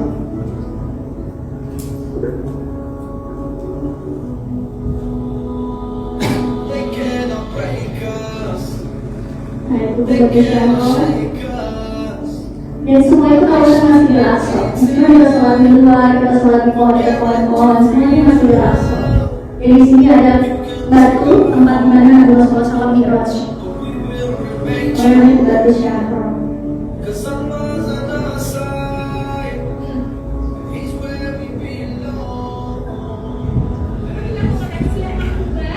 Ini makluba ini makanan ketika Masjidil Aqsa dibebaskan oleh Salahuddin Al-Ayyubi. Lalu perempuan Palestina, mereka bikin makluba, bikin nasi di panci gitu, lalu dibagi gitu, dalam rangka untuk merayakan pembebasan dari pembebasan Masjidil Aqsa yang waktu itu dibebaskan oleh Salahuddin Al-Ayyubi. Jadi ini adalah makanan khasnya Palestina, makluba namanya. Jadi perempuan juga punya andil ketika itu. Jadi ketika berjuang beras bebaskan Masjidil Aqsa, mereka memberikan makanan para pejuang. Ini ada panti asuhan yang ada di Baitul Maqdis di sekitar Baitul Maqdis di Al-Quds. Anak yang ini, dan jadi kalau kita ke sana kita nggak cuma ada di sekitar Baitul Maqdis, tapi juga kita melihat bagaimana kondisi anak-anak yang ada di sana. Itu mereka ya rupanya kebanyakan film ya di Zionis ataupun perusahaan.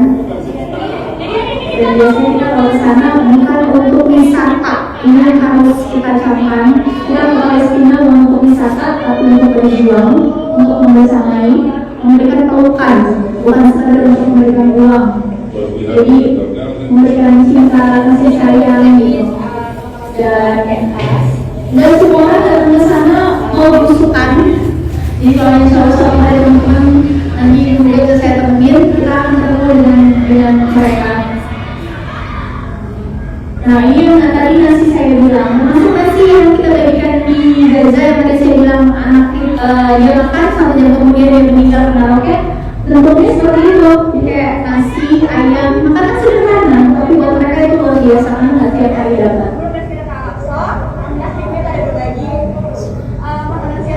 Jadi kita rutin banget untuk support anak-anak Palestina. Memang doa itu buat semuanya, mudah-mudahan Allah kasih istiqomah, kasih keamanan, Allah kasih kemudahan terus dalam membersamai anak-anak Palestina, karena bisa jadi mereka lah. Karena yang paling dekat sama Masjidil Aqsa mereka ya, bisa jadi tangan-tangan mereka yang hari itu kita kasih makanan, yang hari itu kita kasih pelukan, yang hari itu kita bikin bahagia.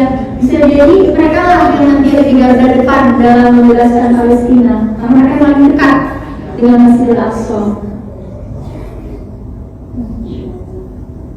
Dan saya pengen banget ada semuanya untuk bisa berangkat ke sana dengan kemudahan. Amin.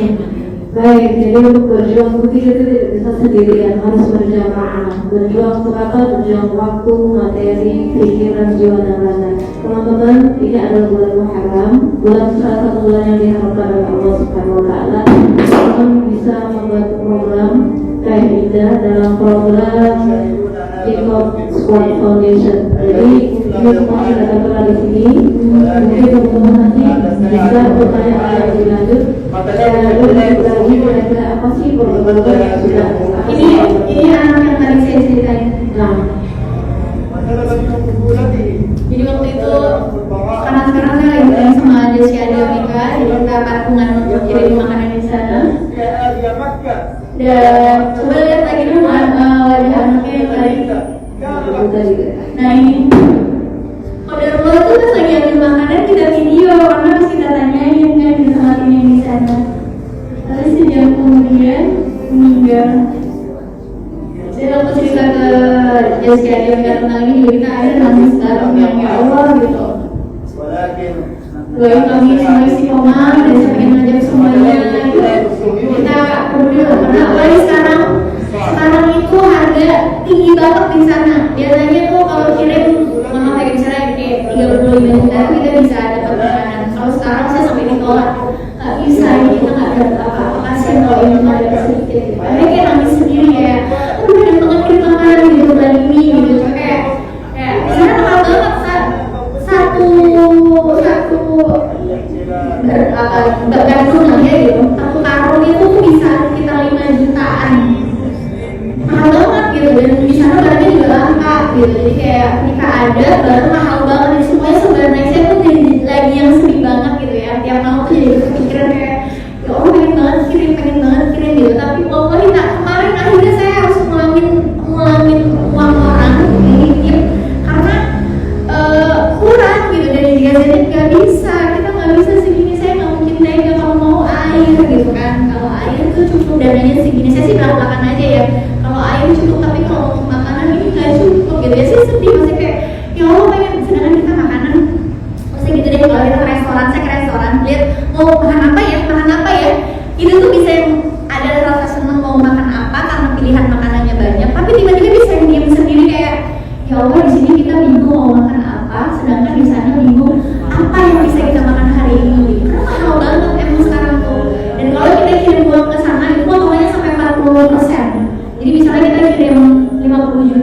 ya dipotong 40% gitu. Jadi yang harusnya misalnya bisa buat berapa orang, jadi cuma berapa orang sedikit, dan itu bisa chaos berantem karena sama-sama butuh kan gitu. Bayangkan situasi di sana gitu. Sedangkan sekarang tuh kayak kebutuhan makanan pokok tuh dibutuhkan sekali gitu. Tapi saya percaya Allah tuh maha kaya, maha memberi, dan maha memelihara makhluknya. Mudah-mudahan Allah cukupkan kita untuk bisa kirim ke sana, dan yang di sana juga Allah cukupkan terus dalam mendapatkan kebutuhan pokoknya. Amin.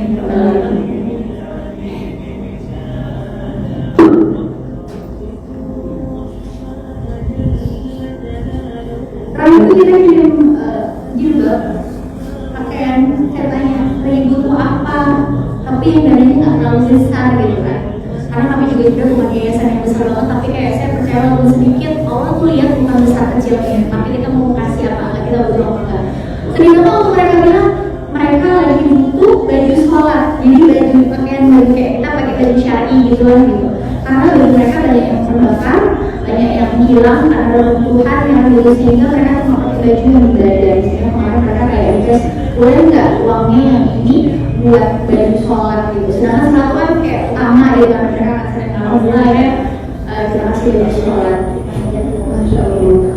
Jadi teman-teman kalau kita di sini suka bahagia, semuanya ada rezeki yang begini. Apa mungkin saat ini kita belum bisa mengonfirmasi banyak. Mungkin di dalam rumah itu nanti anak-anak yang masih dalam subuh kita susah untuk apa namanya ketika itu teman-teman atau saudara-saudara kita yang ada di Gaza ya. Iya, teman-teman boleh kok dikumpulin nanti bulan Agustus, insya Allah kita akan berkem lagi.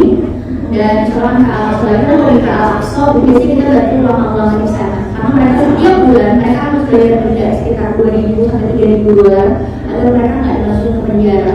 Karena mereka harus ada hadir di Masjidil Aqsa kan untuk bersama umat gitu. Nanti mereka ditangkap lagi kayak tadi saya bilang si Syekha yang diserbu di sisa keluar lagi, dan untuk keluar dari situ mereka harus bayar 2.000 sampai 3.000 dolar per bulan. Jadi kayak banyak ngasih kayak ujian kita tuh belum apa teman-teman semuanya gitu, belum apa-apa gitu. Dan benar-benar jadi penguat buat kita untuk peduli dan tidak dan merasa bahwa bukan aku sendiri yang diuji, ada orang yang lebih susah, dan ketika aku membantu orang lain selalu orang membantu. Amin. Baik teman-teman, nanti mungkin bisa teman-teman untuk menitipkan rezeki yang sudah dititipkan Allah kepada kita, saudara kita yang ada di Palestina, karena insya Allah Ta'ala nanti kita dari berjelatif, insya Allah saya akan berangkat di bulan Agustus. Barangkali ada yang mau menitipkan, silakan. Ada nomor kami yang sudah tertera atau nanti bisa menghubungi tim dari Niko Sport Foundation. Iya, nggak harus sekarang nggak apa-apa. Saya malah sarannya kalau teman-teman memang mau itu ya dikumpulin jadi satu, ya nanti di sana kita pakai spanduk sendiri atas nama Majelis Al-Quran Indonesia bersama masjid di Wadogoro misalnya gitu ya. Ini saya rasa akan jadi ujian yang besar juga ya dalam Allah kalau kita pernah berjuang sama-sama. Insya Allah saya akan sangat senang sekali untuk memfasilitasi teman-teman semua untuk berjuang. Nah, kalau jazakumullah khairan dari sudah menjadi fasilitas sebuah kami, mudah-mudahan ini menjadi wasilah nantinya kita tidak Allah Subhanahu wa Ta'ala, kita ditanya akan ada jawaban. Kita cinta dengan saudara-saudara yang ada di Palestina, dan kita punya kontribusi walaupun kecil sekali nilainya, tapi insya Allah kalau kita berharap kepada Allah tidak ada yang kecil semuanya. Baik, karena waktu juga yang mengusahakan kita, karena dulu sudah 30 dan mohon kita laksanakan apa ya doa malam safar insya Allah Ta'ala makbul. Jadi mohon doanya dari kita semua.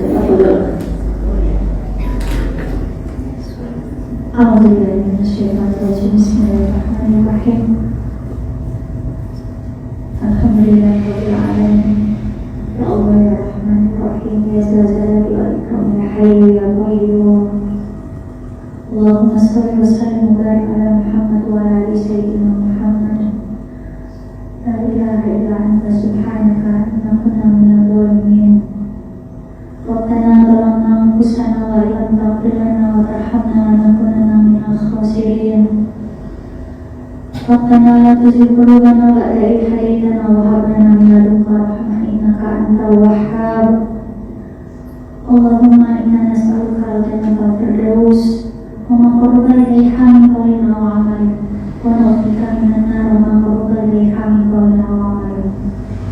ربنا هب لنا من أزواجنا وذريتنا قرة أعين واجعلنا للمتقين إماما اللهم يا مقلب القلوب ثبت قلوبنا على دينك اللهم يا مقلب القلوب ثبت قلوبنا على الإيمان ربنا هب لنا من الصالحين ربنا هب لنا من المتقين ربنا هب لنا من المحسنين اللهم يا الله يا غفور يا تواب يا غفور ampuni dosa kami ya Allah, dosa kami yang dulu, dosa kami yang sekarang, hingga dosa kami yang akan datang.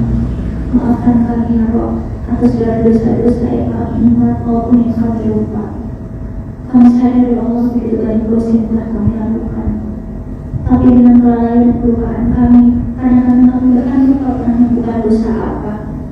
Maka Kau datangkan begitu banyak ujian dan musibah karena akibat dosa-dosa yang kami lakukan. Maka jika musibah dan masalah dan ujian itu terjadi akibat dosa-dosa kami ya Allah, saksikan kami ingin kembali kepadamu. Ampuni dosa kami ya Allah, termasuk layanan kami dalam melupakan saudara-saudara kami yang ada di Palestina dan melupakan Masjidil Aqsa dalam kehidupan kami. Maafkan keegoisan kami ya Allah, yang terlalu sibuk memikirkan rumah tangga kami sendiri, sedangkan ada rumah tangga orang lain di sana yang sibuk memperjuangkan agamamu, yang sibuk menjaga agamamu, sibuk menjaga Masjidil Aqsa, yang juga sibuk dalam memperjuangkan Islam. Maafkan kami yang masih terus berputar kepada kenyamanan perut, kenyamanan hati, dan kenyamanan diri kami sendiri maupun pasangan juga anak-anak kami dan keluarga kami. Tapi kami lupa bahwa ada kenyamanan tentang keimanan yang harus ikut kami perjuangkan di Palestina, di Gaza, di Masjidil Aqsa. Maka maafkan kami ya Rabb jika menjadi umat yang selama ini kadang lalai, kadang lupa, kadang kendor dalam ikut berjuang di jalan-Mu. Maafkan kami ya Rabb jika selama ini kami belum memaksa diri kami untuk ikut peduli, dan bukankah segala pertolongan itu hanya dari Engkau ya Allah. Maka tolong kami menjadi bagian dari kebebasan Masjidil Aqsa. Tolong kami jadikan anak generasi kami, anak-anak yang ikut turut membebaskan Masjidil Aqsa ya Allah. Tumbuhkan rasa peduli dalam hati kami, tumbuhkan rasa cinta dan kasih sayang dan rasa yang berjuang dalam hati kami ya Allah. Bukankah Engkau yang menurunkan segala semangat, bukankah Engkau yang menurunkan segala daya juang, juga keistiqomahan dalam menapaki jalan perjuangan ini ya Allah. Tidak banyak orang yang peduli dengan Palestina, tidak banyak orang yang peduli dengan Masjidil Aqsa. Maka hari ini kami bersyukur ya Allah, kami duduk di sini, kami ada di masjid di Ponorogo ini ya Allah. Engkau jadikan kami orang-orang yang ingin berjuang, yang ingin sekali menjadi bagian dari kebebasan Baitul Maqdis. Tapi kami tidak menyadari upaya selain karena pertolongan-Mu ya Rabb. Maka jangan tinggalkan kami sedetik pun tanpa cinta dan pertolongan-Mu, dan jangan tinggalkan kami dan jangan biarkan kami lalai dalam perjuangan ini ya Rabb. Jadikanlah kami ibu-ibu yang hebat, ibu-ibu yang selalu ingin tangguh dalam bersama anak keturunan kami untuk mencapai kebebasan Masjidil Aqsa. Dan jadikan kami ibu-ibu yang selalu ridho terhadap takdir-Mu ya Rabb, yang selalu memudahkan segala urusannya dalam menjadi cahaya, dalam menjadi madrasah, dalam menjadi penunjuk dan penenang dalam rumah tangga kami, sebagai ibu, sebagai istri, sebagai anak, dan sebagai seorang teman, dan seseorang yang berada terus di jalan-Mu ya Rabb, yang selalu Kau tuntut segala perkataan, perbuatan, dan segala apa yang kami lakukan. Jangan biarkan kami melakukan kemaksiatan ya Allah. Persulit kami ya Allah dalam melakukan dosa, persulit kami dalam melakukan hal-hal yang tidak Kau ridhoi ya Allah. Dan permudah kami dalam beramal saleh, permudah kami dalam beribadah, permudah kami dalam mewujudkan niat kami ingin menjadi ibu dan menjadi keturunan hidup yang bebaskan Masjidil Aqsa. Tingkatkan terus ya Allah daya juang kami, mampukan kami dalam melakukan ini. Berkahi terus majelis taklim Khairatul Nisa ya Allah. Jadikanlah ini rumah cahaya, wadah cahaya bagi kaum muslimin yang ada di Surabaya dan sekitarnya, untuk terus berjuang di jalan-Mu, untuk terus membersamai Masjidil Aqsa sampai nanti. Izinkan kami melihat Masjidil Aqsa dalam keadaan bebas dan merdeka, dan izinkan kami sujud di sana ya Allah bersama-sama. Rabbana atina fid dunya hasanah wa fil akhirati hasanah wa qina adzabannar. Tidak lupa ya Allah, kami mendoakan saudara kami yang ada di Gaza. Beri kekuatan terus pada mereka, beri perlindungan, beri keberkahan pada mereka, beri surga untuk mereka. Semua mereka adalah saudara-saudara yang kuat dan tangguh untuk kami saat ini. Maka jaga mereka ya Allah, berkahi mereka, yang berkahi kami. Jangan tinggalkan mereka seperti itu, angkat cinta dan pertolongan-Mu. Kumpulkanlah kami nanti bersama-sama di surga Firdaus dengan mereka. Mungkin saat ini kami hanya bisa melihat mereka dari media sosial atau fisik, tapi ya Allah, saksikan bahwa kami mencintai mereka sebagaimana kami mencintai diri kami sendiri. Maka suatu hari nanti Allah izinkanlah kami jika tidak bisa memeluk mereka sekarang yang ada di Gaza maupun di Al-Aqsa. Izinkan kami memeluk mereka dalam surga. Saksikan ya Allah, bukan kasih seorang akan bersama dengan orang-orang yang mereka cintai sesuai janji-Mu dalam hadis Nabi. Maka ya Allah, saksikan kami mencintai saudara-saudara kami yang ada di Gaza, yang ada di Palestina. Dan pertemukanlah kami nanti, izinkanlah kami ya Allah saling memeluk, dan izinkanlah kami untuk mengucapkan kepada mereka terima kasih sudah terus berjuang, dan sesungguhnya kami ikut berjuang bersama mereka. Ya Hayyu ya Qayyum bi rahmatika nastaghfir wa astaghfiruka wa atubu ilaik. Wassalamualaikum warahmatullahi wabarakatuh. Amin Allah, amin ya Allah, alhamdulillah.